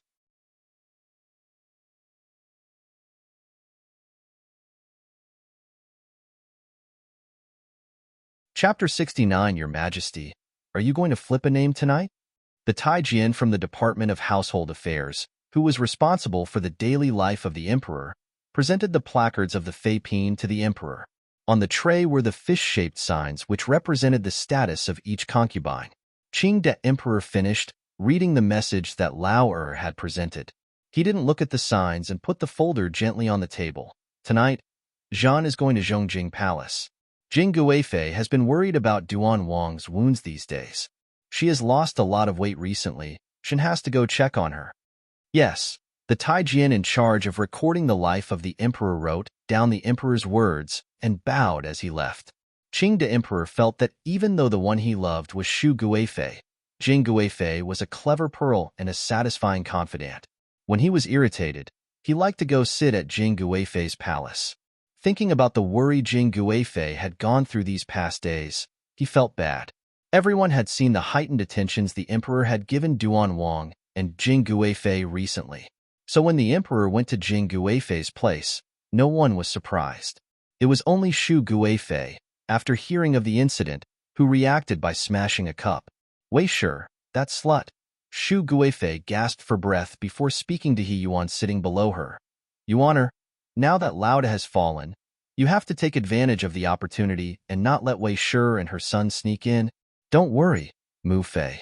Even if they wanted to, they have to see if Fu Huang thinks they are worthy. Jing Guifei has played so many tricks, but doesn't Fu Huang still love you the most? He Yuan condescended. Lao always like to act as though he's so sanctimonious. Some always fall for it. Shu Guifei furrowed her brow. You cannot underestimate Duan Wang. He is regarded as important by the emperor. He must have some skill. Wei Shi, that whore, isn't as favored as me, but after so many years, the emperor still hasn't forgotten her. Even her position isn't lower than mine. You have to be careful of that mother and son's tricks. He Yuan finished listening and objected unhappily. As long as Fu Huang isn't willing, it's futile, no matter what tricks they use. Shu Guifei opened and then closed her mouth. Even though she felt that, over the years, the emperor had been using his heart to care for her, and because of her complaint, he hadn't allowed any other woman of the Hogong to have children, she didn't know why she still felt very insecure deep inside presently. Tomorrow, You are holding a flower admiration banquet at your fu. Get your wife to become intimate with Jean and Princess. She may not have actual power, but she is the emperor's first daughter. The feelings are naturally different. Shu Guifei raised the teacup to take a drink. The year she married, the emperor didn't care about the objections of the officials of the Ministry of Rites and gave her the title of Princess Royal. No one else can compare to this kind of favoritism from the emperor. In the Dalong dynasty, the previous princess royals had mostly been the sisters of the emperor. Almost none had been given to the daughter, but the emperor gave it anyway. He had even posthumously titled Qin Pin, who had given birth to He Guanyin and died as Huang Guifei. It could be seen just how important He Guanyin was to the emperor.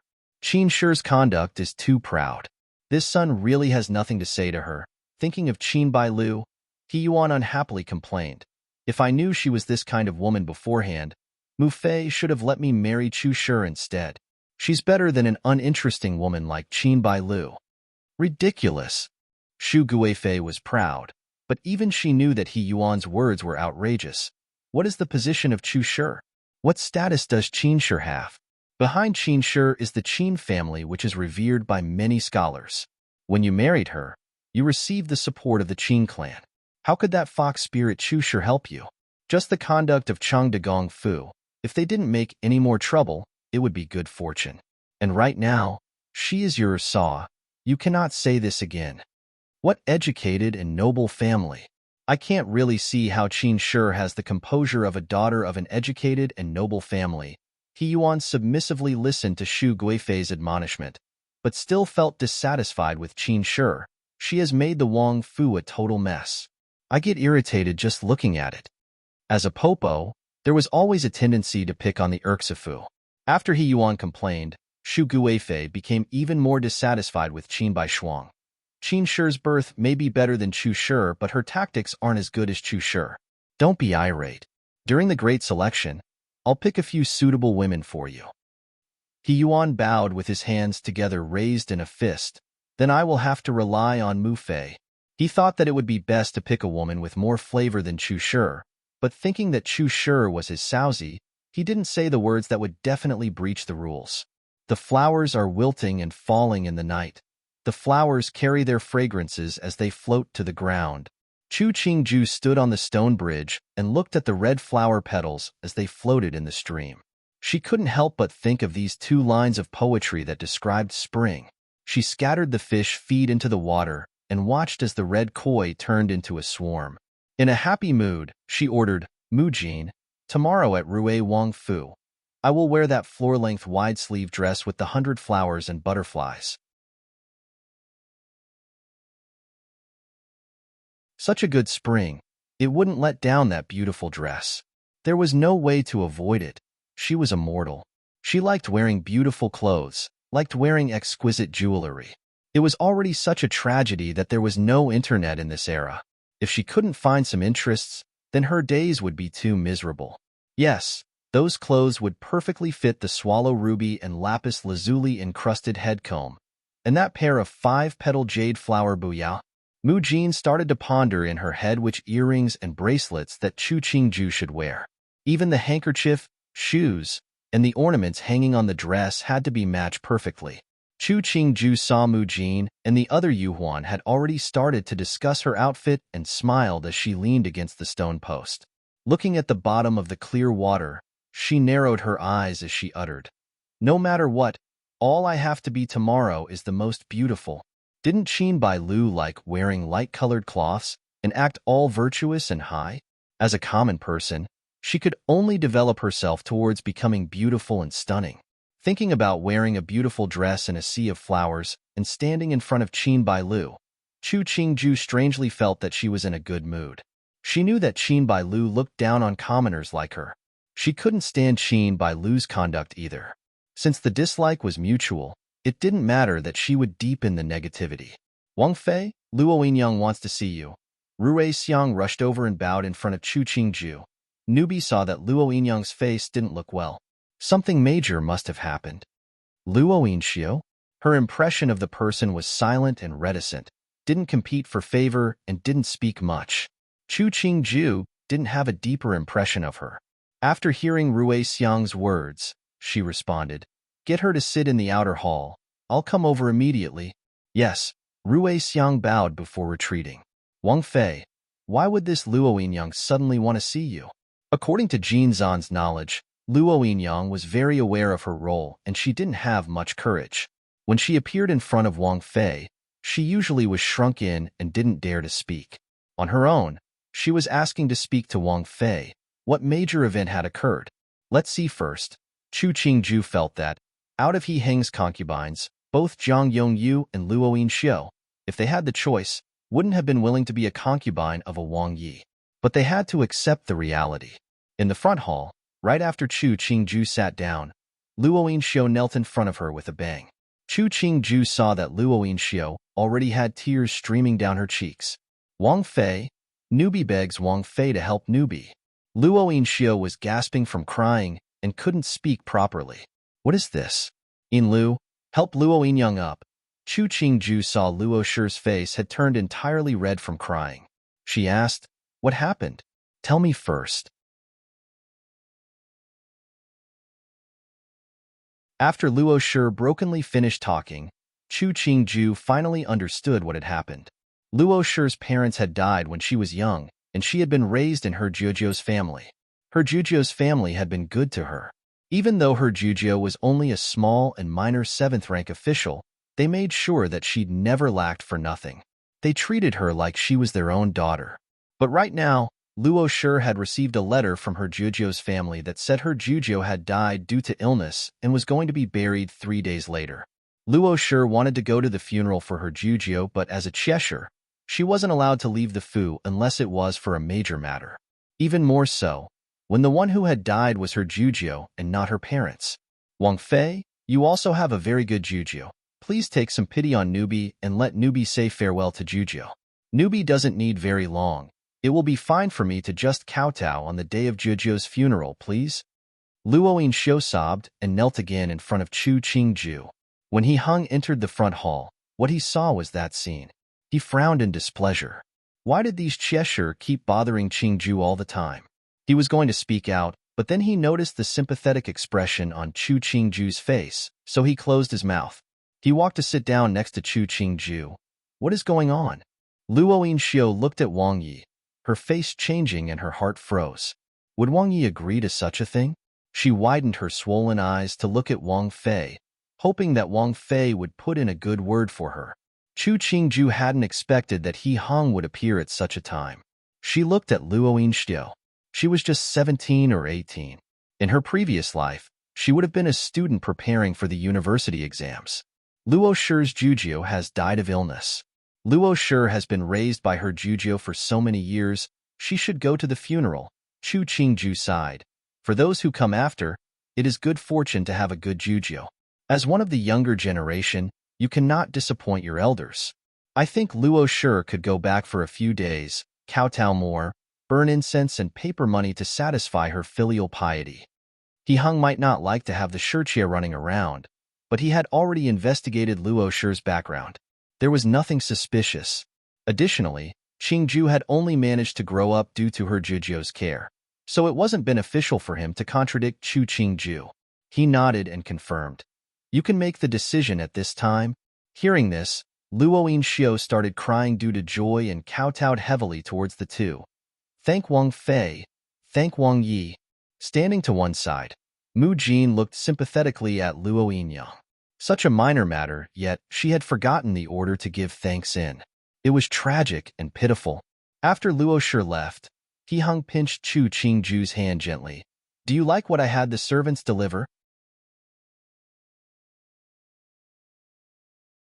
Hearing this, Chu Qingju smiled and informed, very beautiful. I'm wearing them tomorrow. From a certain perspective, He Heng's tastes fit what she desired. As long as you like them. Looking at Chu Qingju's smile, He Heng revealed a satisfied smile. He loved seeing his Wang Fei dressed and adorned beautifully. This preference probably wouldn't change in this lifetime. The highest position in the imperial harem other than the empress is imperial, so the title is Imperial Gui Fei.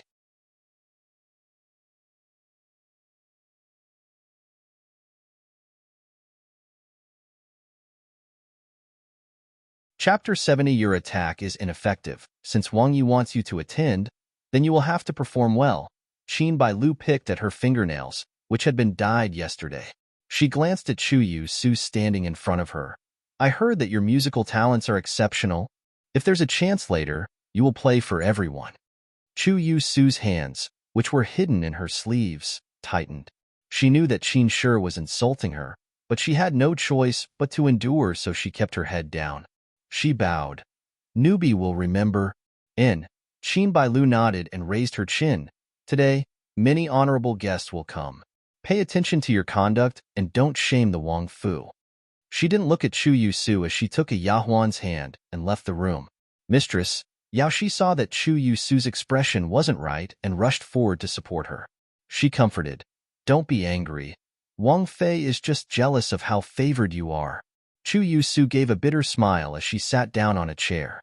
She turned to look at the Jiao Wei 7-string zither, that Wang Yi had sent someone to specially deliver to her. She had been happy for a few days, but this valued Qin was only to be used to ply her talents like a musician. Since Qin Shi thought she was an eyesore, then she will obstruct her eye. Chu Yu Su relaxed her fisted hands. Sitting in front of the mirror, she looked at her reflection and forced a smile. Yao Shi, help me put on my makeup. She wanted Qin Shi to see who would be laughing at the end. When she arrived at Rue Wang Fu for the second time, Chu Qingju felt that her attitude was different compared to last time. She took He Heng's hand as she walked down the carriage and looked at the two magnificent stone lions at the gate of the Wang Fu. She tilted her head to lightly stipulate, after a few more days, I'll also hold a banquet and make all these people ride in a carriage to our Fu. It wasn't a comfortable experience to sit in a carriage. She felt that it was necessary for others to endure for her as well, just to be fair. He Heng smiled as he looked at her. His gaze swept across the pair of tassels in her hair. He agreed in a low voice. All right, after getting back, we'll get the servants to start preparing. Chu Qingju noticed his gaze and used a handkerchief to hide the corner of her lip. Are you satisfied with what you see? These words were usually said by the male protagonist to the female protagonist in the novels. Chu Qingju felt very dominant. Very satisfied, Qingchu is more stunning than usual. He Heng was very cooperative and followed her lead. Even though he didn't understand why his Wang Fei's eyes suddenly became especially spirited. This one greets Duan Wang Yi. Duan Wang Fei, please come in. The chief stewards had noticed the two exiting the carriage and hurriedly bowed as he walked in front of them. Wang Yi has been waiting for you to come. Aren't you He Fu heir? Why are you receiving? This He Fu heir was a personal Taijian of Lao San. Usually, he served near Lao San's side. It was very rare for Lao San to let him personally receive guests. To come here and receive Wang Yi is this one's good fortune. He Fu heir bowed as he made a motion of welcoming. As long as Wang Yi and Wang Fei doesn't find this one an eyesore. He Heng nodded and, holding Chu Qingju's hand, crossed the main gate of Rue Wang Fu. Was that Duan Wang and Duan Wang Fei who just went in? Tian Jianku and Tian Luo Shi came down the carriage and coincidentally saw He Fu heir welcoming the two inside. Tian Jianku looked at their backs and asked Tian Luo Shi beside him, "Foreign, look." Hearing the request, Tian Luo Shi looked over and also saw the backs of the two before they stepped into the compound. She nodded hesitantly. They look similar. Qingju's manner is more and more imposing these days. The one guiding them is His Highness Rue Wang's personal servant He Fu heir. You must be right. Tian Jianku saw that there was someone coming out to receive them and walked with Tian Luo Shi towards the gate. People have to grow up one day. Tian Luo Shi smiled. This is good. It was better to have an imposing aura in the imperial family. She had originally been worried that they would scorn Qingju because of the matter with the Sanxiaojia of the Chu family. Seeing that Qingju was living well, she could now rest her worries. Thinking about what the Chu family had done, Tian Luo Shi couldn't help but frown. They were a somewhat honorable family. How did they have the shamelessness to do such a thing? It wasn't that their lives were at stake, so why go to become a Chia? Was it because being a Chia for a Wang Yi meant that she became a rank above the rest? In this Jing city, a daughter of a duke pursuing to become a Chia. Even if the other was a Wang Yi, it was still a laughingstock. He Fu Air dropped half a step back as he walked behind Qian Cheng Xian, Ming He, and the rest. He looked at the back figures of Duan Wang and Duan Wang Fei. He couldn't help but sigh. If his Wang Yi and Wang Fei could be as intimate, he would have a much easier time as a servant. This Duan Wang Fei was really beautiful and Duan Wang was really willing and generous. That jewel on the hair comb was that bright. How many good things were cut up to create such an effect? But women, they had to be like this to have flavor. He might be an impotent Taijian, but he was at least half a man. If Duan Wang Fei had even stronger tactics, there would be no space for the Cheshire of Duan Wang Fu to survive. After he guided the people to their destination, He Fu Air perceptively retreated. Before he left, he received a pouch bestowed by Duan Wang Fei. Even though it wasn't anything rare, but at least she had looked at him, a Taijian, didn't she? By this time, there were members of both sexes present in the pear tree forest. After they heard the Taijian announce the arrival of Duan Wang, they stood to welcome him. He Yuan and Qin Bailu personally took a few more steps forward and waited at the entrance for the two to come over. The instant she saw Chu Qingju, the smile on Qin Bailu's face became colder. She had always looked down on women that only knew how to dress but didn't have anything of value inside. But Chu Qingju had to appear each time more beautiful than the last time they met. When some women wore a dress embroidered with 100 flowers and butterflies, it was gaudy. Others, however, looked stunning. He Yuan's gaze swept across Chu Qingju beside He Hong, his eyebrow slightly moving. Just a few days, and his Ursa seemed even more beautiful. Noticing He Yuan's gaze, He Hong carelessly released Chu Qingju's hand.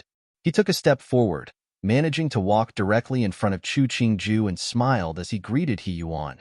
"We are disturbing Sandai today. G is too polite. Why don't we have a drink?" He Yuan made a sweeping motion, indicating for He Hong to walk on his left side. Even though the banquet hadn't been intentionally divided, the men were gathered on the left side drinking while the women were on the right side, drinking tea and eating pastries. Each side were occupied with their own amusements. He Heng's smile didn't change. "Then you Xiong will respectfully accept." He commanded Mu Jin and the others, "Serve Wang Fei with great care." "Yes." Mu Jin and the others bowed. "Wang Yi, please rest your heart." He Heng nodded and started to walk with He Yuan to the already prepared tables on the left side. Very quickly, the male guests, who had already arrived, moved forward to greet him. After a ruckus, the He brothers finally managed to sit. G has become more attentive to your people." He Yuan raised a wine cup to him, taking a sip. No wonder Jing City is praising G and Sa as one of those rare good couples. "Sandy is drunk." He Hung mimicked the other in raising a cup and taking a small mouthful. "It is expected for men to be good to their own people. How is it worth to be talked about?" He Yuan's lips curled, his gaze unconsciously starting to search for the figure of Chu Shi. He caught a glimpse, but before he could take a closer look, a wine cup appeared in front of his eyes. "Sandy's Fu has such beautiful pear flowers."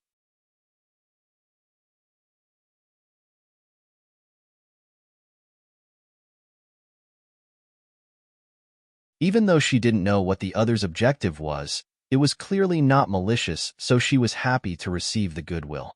"How can I refuse a beauty's wish?" Jean and Princess' smile became even brighter. Qin Bailu looked coldly at the interaction between Jean and Princess and Chu Qingju. An icy smile appeared on her face. Wang Yi told her to become intimate with Jean and Princess, but once the princess came, she moved closer to Chu Shi.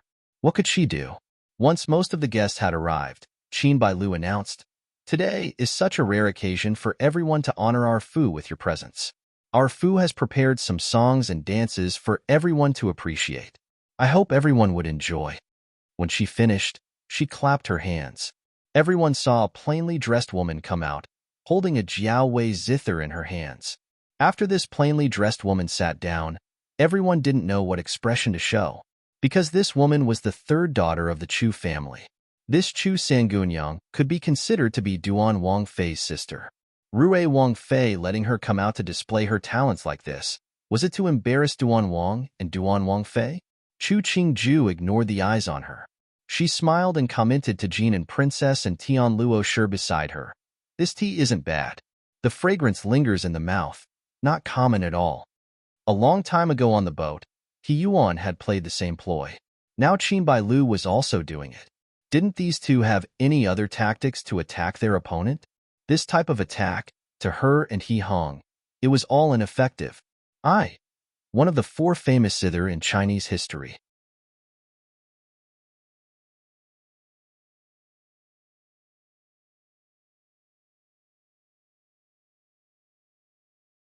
Chapter 71 Music produced by females were usually gentle and touching.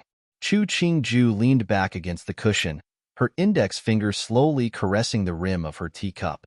She watched the flower petals fall on Chu Yusu's hair. The wind blew and the petals all fell down, displaying a special kind of charm. Due to the influence of her profession in the previous life, she liked admiring beauties of all types. A plainly dressed beauty, hair flying in the midst of a rain of flower petals. It was a beautiful scene. Even more so when the beauty's music was also pleasing to the ear. The drizzling rains are moisturizing the streets of the capital. The color of grass can be seen far yet not near. It is the best attribute of summer, and definitely wins over the colors of the capital. Chu Yusu's voice was light as she recited a poem describing the spring. Her fingers stopped moving, leaving behind the perfect ending for the song. The surrounding people woke up from the music. Some clapped while others gasped.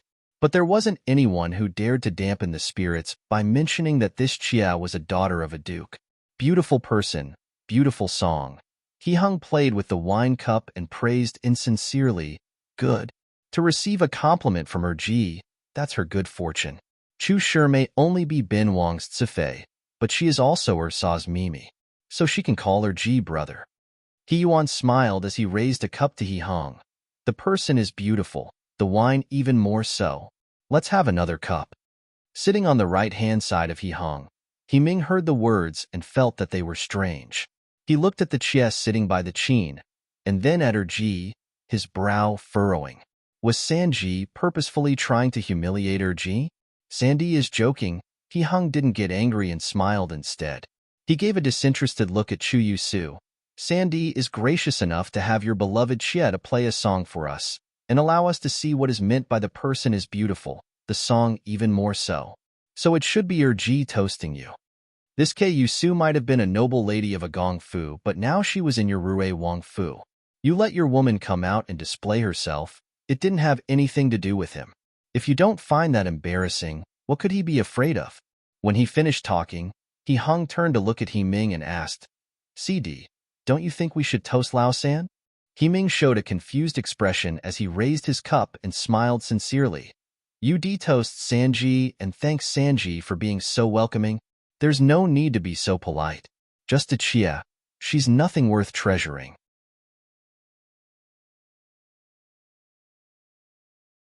He Yuan gritted his teeth as he drank down the cup of wine, the fire roaring inside. Haha, Sandy is very right. Let's drink. Let's drink. He Hung laughed as he raised the cup and called for the people seated nearby to drink as well. Under the pear tree, Chu Yusu's fingernails pierced her palm. A drop of vibrantly crimson blood fell on the Jiaowei zither. Her jade-like fingertip roughly wiped away the drop. The index finger swiped at the strings and a harsh ambush from 10 sides was played. Ambush from 10 sides, the murderous intent from all sides, the danger from all sides. Your Fu Si Fei has done a good performance. He Guanyin took a drink of tea and smiled as she looked at the woman playing. This Gunyang has brilliant talent and is as beautiful as a flower, and plays such a good zither. No wonder Sandy desperately wanted to take her into the Fu. What did having so many skills do for her? Wasn't she still shameless for becoming someone else's Chia? Qin Bai Lu smiled insincerely at He Guanyin before her gaze fell onto Chu Qingju. That isn't all. It's not just Wang Yi. Even I usually like listening to her songs. Ersa's Mimi is a very rare kind of female. Hearing this, Chu Qingju sighed. It's San Shu and San Daimei who have the good fortune. Before I'd married, San Mei lived with my stepmother. We rarely saw each other, much less admire San Mei's musical talents. It's only at Daimei's Fu that I have the good fortune. No matter what, I have to thank Sendaimei. Otherwise, I wouldn't have had many chances to hear Sanmei's songs in this lifetime. She smiled, looking deeply moved. It's Sandaimei who has good fortune, to have such a good assistant in helping to take care of San Shu. Higuei Nian couldn't help but feel awe after hearing Chu Qingju's words. She was really worthy of being her daimai. She was a perfect match in heaven with her D. Even the way she spoke was the same method of killing without seeing blood. She turned her head to look. As expected, Qin Bailu's expression had changed. Any woman, after hearing such words, wouldn't feel comfortable. What woman was willing to share her husband with a talented and beautiful Chia? Thanks, Ursa. I hope Ursa will have the same good fortune in the future. Qin Bailu raised a teacup and took a drink, trying her best to make the smile on her face appear natural. Not everyone could have this kind of good fortune. I won't try to hope. Chu Qingju gave a wide smile as she continued. Just listening isn't very interesting. Sandaimei, why don't you call some beauties for a dance? That would be enjoyable. Qin Bailu forced out a small smile. The dancers have already been prepared. Since Ursa wishes to admire the dances of beautiful women, Di Mei will have the servants prepare. Did she think that Rue Wang Fu was a playhouse, that she could order whatever? Qin Bailu indicated for the already prepared program to continue.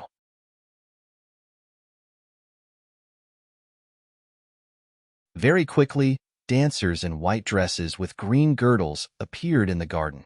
There were also musicians accompanying them from the side. The entire garden was filled with noise. As the atmosphere became busier, Chu Qingju's gaze swept across the male guests opposite her. These men were either drinking, changing cups, or using the silver chopsticks to tap along with the music. For some reason, she thought of the Song of the Pipa Player by Bai Ju Yi. Written in it was, the hairpins and silver combs broke as they were used to tap the beat. The red dress was dirted by spilled wine. This year's cheer repeats next year. The autumn moon and spring winds pass in leisure. This was almost the entire truth.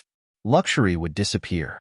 Men were greedy for fresh and beautiful, but a woman's youth was so short. After the best times had passed, where is the man's heart? After watching half of the dancing, Yuan pointed at the dancer leading the troupe. Erji, what do you think of that one? Hung smiled as he looked at Yuan. He slowly drawled. Her beauty is above average, but not my type. Yuan had been waiting for the other's compliment, so he could give his brother a beautiful woman. He hadn't thought that Hung would reply with such words. He stilled for a moment before asking, what is Erji's preference? With one look, the heart feels pleased. That is my preference. Hung put down the wine cup in his hand. Taking the stance of the elder brother, he lectured seriously. Sandy, no matter how many beautiful women there are, it's just flowers on the gold. A man shouldn't be too lustful. The so-called houses of beauty and happy dens are the easiest ways to wear down the drive of men. We are all young. We should put more attention on state affairs and try to lessen the burden for Fu Huang. Yuan didn't manage to give out the woman and got lectured in return, causing him to almost lose the smile on his face. He put his wine cup on the table. Erji is right to scold me. These people are just for pleasure and cannot be taken seriously. I made Erji worry. It's Didi's fault. I know you are usually mature. I just said a few words. He smiled as he raised the wine cup. Come, drink. Ming widened his eyes as he watched Erji push away the beauty like this, and managed to scold Sanji as well. He instantly felt awe rise for Erji. The story of Rue Wang appreciating the dancing and wanting to give Duan Wang a woman passed into Chu Qingju's ears only when they had started the noon meal. She didn't change expression and blankly stated, to receive a beautiful woman as a gift, that's a good thing. Such a pity you won't be bringing that beauty home. Higuanyan smiled as she wiped her hands dry. She looked at Chu Qingju as she grinned. Myerdi has said, no matter how beautiful the woman, it's still just flowers on the gold. It's enough to have only one who pleases the heart.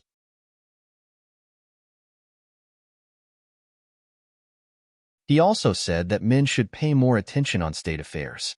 The bunch of womenfolk on the side admired Chu Qingju's good fortune. One said that Rue Wang's conduct was of good taste. Another said Duan Wang was illustrious. Both families were complimented, and even He Guanyin was praised for having two good brothers. Chu Qingju heard these people's words and couldn't help but think, the pitiful little fourth he had been forgotten by these womenfolk again. Qin Bai Lu looked at the happy smile on Chu Qingju's face.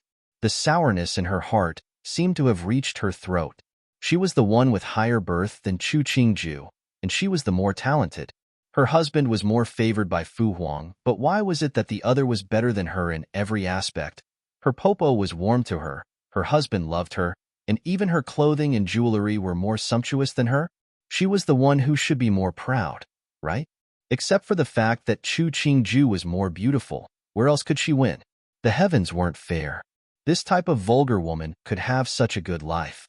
But why could she not receive the love of her husband, the satisfaction of her popo, and she had to compete for a man with those shirtia who couldn't even be seen out in public?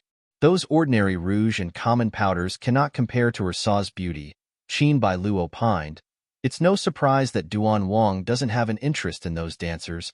These words seemed to be complimenting her, but why did it not sound right? Chu Qingju smiled as she looked at Qin Bai Lu. Sandaimi's words are really making me embarrassed. Dejia had mocked me already, and now you've come to take a go. Us women's youth is only these short few years. Whatever beauty that exists, it becomes nothing. Many of the womenfolk had been married for a long time. After hearing Chu Qingju's words, they couldn't help but agree. Duan Wang Fei's words were very truthful. Who hadn't been young once? But out of the people present, some always had the love and respect of their husbands, and some had nothing to say to their husbands. So the thing that is beauty, it can only be for a short time, whose beauty lasts for eternity. In Shi Suyuan, Chu Yusu calmly watched as Yao Shi cleaned her wounds.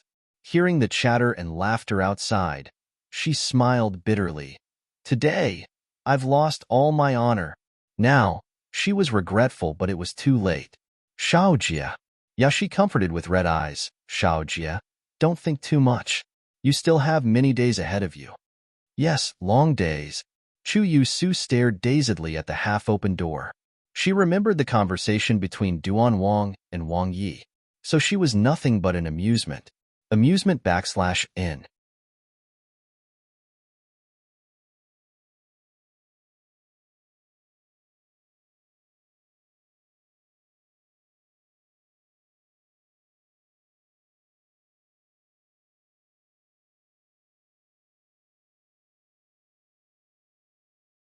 Chapter 72. After the noon meal, the parade of people spread into the pear forest. They played Tu Hu, I, and ordered a few shows before everyone started to make their farewells. Chu Qingju seemed to be fated to be enemies with Qin Bai Lu, and naturally took the chance to bid farewell. Both Jin and Princess and Tian Luo Shi also stood to make their farewell. Qin Bai Lu insincerely tried to detain them, and seeing it didn't work, she walked a few steps to send them off. She had just walked a few steps when she saw Duan Wang walked in their direction. She slightly lowered her head, looking only at the corner of Duan Wang's embroidered robe and dark boots. Want to go home? He saw Chu Qingju walk out and knew she wanted to return to the Fu. He saw Jin and Princess was also present and raised his hands in a greeting. Jin and Princess jested, Okay, no need to be so polite in front of me. I'll go first, there's no need to send me off. Jejia, take care. Chu Qingju bowed slightly. Jin and Princess returned a bow before she took the hand of her Yahuan as she left, not wanting to be a third wheel. Tian Luo Shi naturally wouldn't stand there as well. She spoke a few words to Chu Qingju before leaving as well, leaving behind Chu Qingju, He Hong, and the He Yuan couple. It's still early. Ji and Saw can still stay for a while. He Yuan put his hands behind his back as he offered. Otherwise, it would be such a waste of this good spring sunlight. The spring will still remain. It's not a matter of wasting it. He held Chu Qingju's hand. Sandy and Sandaimi don't have to send us off. We shall make our farewells now. If so, we won't forcefully detain you. Take care. He Yuan raised his hands in a fist. A silent Qin Bai Lu bowed as she stood to the side. When she raised her head, she saw that Chu Qingju's hand was held by Duan Wang as they walked away. She suddenly remembered the first time she saw Chu Qingju. It had been at the door to the palace. It had been like this that time. Duan Wang and Chu Qingju's fingers entwined together while she and He Yuan would never walk together. It was only when the figures of the two had disappeared from view that she took her gaze back. Looking at the man 2 steps away from her, she suddenly felt tired. She rubbed her forehead as she expressed, "Wang Yi, I'm slightly tired. I'm going back to Zhengyuan to rest." He Yuan expressionlessly nodded. Thinking about what had happened on the banquet, his mood wasn't well, and he didn't want to see Qin Bai Lu either. "Go, don't wait for me tonight." Qin Bai Lu smiled coldly. From a long time ago, she didn't wait for him anymore.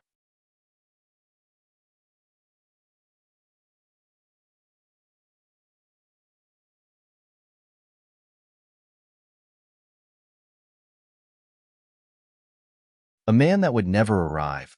Why should she wait? The news that Duan Wang turned down a beautiful woman was passed around. Many praised the feelings between Duan Wang and Duan Wang Fei. Duan Wang's reputation for some reason dramatically increased among the womenfolk, and he became the standard for noble ladies to pick their husbands. Chu Qingju couldn't help but smile as she heard the discussions outside. She listened as Huang Yang and Jin Zhan cleverly acted out the rumors from outside. She couldn't help but tease. "Based on what you tell, I'm not even human. It's all unfounded, but you all believe it like it's the truth. Wang Fei, just let them play, otherwise they'll explode." Mu Jin took a cushion to place behind Chu Qingju to help her sit more comfortably. Rui Wang Fei's expression wasn't good when Wang Fei left this time. "Newbie thinks she is very discontent with you. We are on different sides. No matter what I do, she would be displeased." Chu Qingju thought about Qin Bai Lu's conduct at the banquet. She frowned, speculating. It may be that because of Chu Yusu entering Rui Wang Fu that hatred formed, and she hates me by association. Mu Jin heard this and thinking of the road that San Xiaojia picked, she sighed. No one thought that San Xiaojia would do such a thing. Newbie thinks that Rui Wang Fu isn't a good destination. Once she finished, she instantly reacted. She couldn't say those words. She bowed down as she pled. "Newbie was speaking nonsense. Please forgive me, Wang Fei. There's no need to stick so closely to the rules." Chu Qingju said, "You have a steady personality. I believe that you just slipped this time." Mu Jin heard Wang Fei's words, and her heart became even more alert. She reminded herself to not slip again in the future. It was all right here where no one else was present. If other people were present, wouldn't they say Wang Fei had no discipline? "Wang Fei, Luo Yinyang asks for an audience." Yuzhan walked in. Seeing Mu Jin Jiejia's expression wasn't right, she lowered her voice to say, "Newbie sees that Luo Yinyang's spirits aren't very good. Just let her come in." Chu Qingju thought for a bit, but didn't switch to another place to receive Luo Shi. In a short while, she saw Luo Shi docilely walk in. Luo Yinshou walked in, and without a word, knelt down. Chu Qingju hurriedly let a servant help her up. "What are you doing, Mu Jin? Help Luo Yinyang to a seat." Originally, Newbie shouldn't have come like this to visit Wang Fei, but Newbie is really grateful for Wang Fei's kindness. Luo Yinshou's eyes were red. Newbie has nothing to repay Wang Fei except to do a full greeting to express the gratefulness. To want to support your elders, but they are already gone, is a huge regret of all people. We are women. We cannot even help support those who raised us. If we cannot even see their last moments, how would we face them in death? Chu Qingju sighed.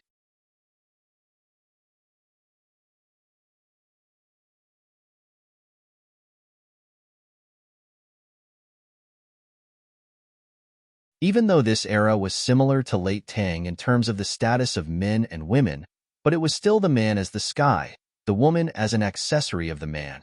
There was a rare strong woman, but they were dependent on the power of the maternal family.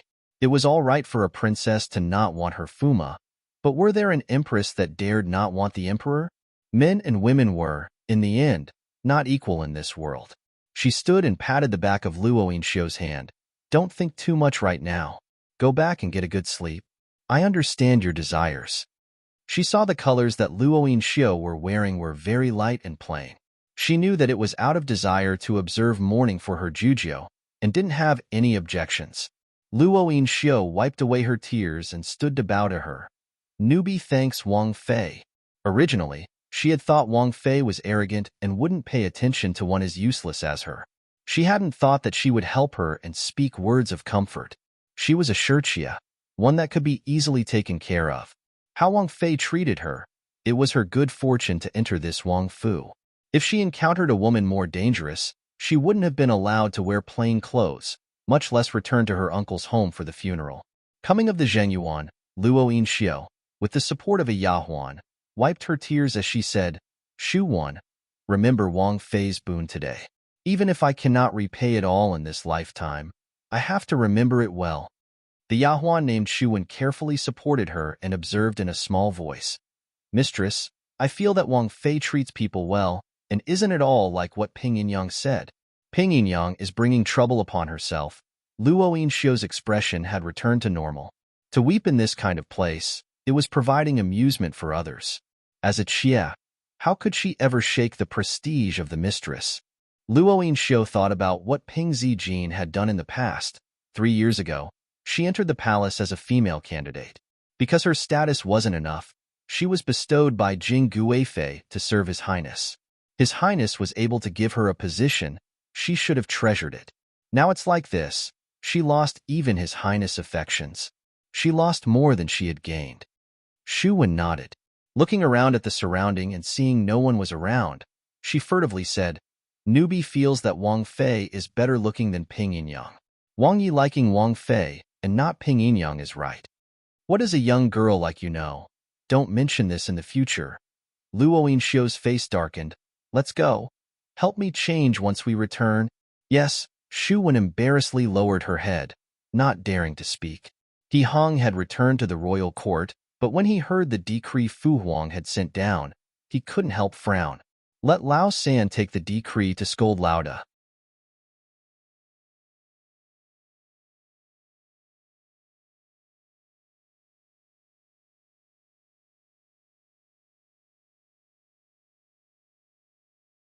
What was the meaning of the decree? Hating Lauda for failing to meet expectations, or wanted to let Lao San get some revenge? This conduct was too preposterous. He raised his head to look at Qing the Emperor, stepping forward to raise his hands. Fu Huang, Chun had assumed that since Deji has already reflected in how you tower already, he knows what he did wrong. Why don't Fu Huang give Deji a change? Hunger, Lauda tried to assassinate you. Why do you beg for mercy for him? Qing the Emperor looked at his second son, his face full of surprise and displeasure. Thinking out the message that Lauda had others send to him where he had explained that he didn't try to assassinate him and there were hints of intentions of ceding to him, He Hung knew that even though Lauda was imprisoned, he was still in a life-or-death battle with Lao San. It's not that Chun has the intentions of asking for mercy for Deji, but up until now, Deji had been very reverential of Fu Huang. If Fu Huang scolds him again, Chun is worried that Deji's body won't hold up. Your eldest grandson has just turned 3 years old. Can he be without a father?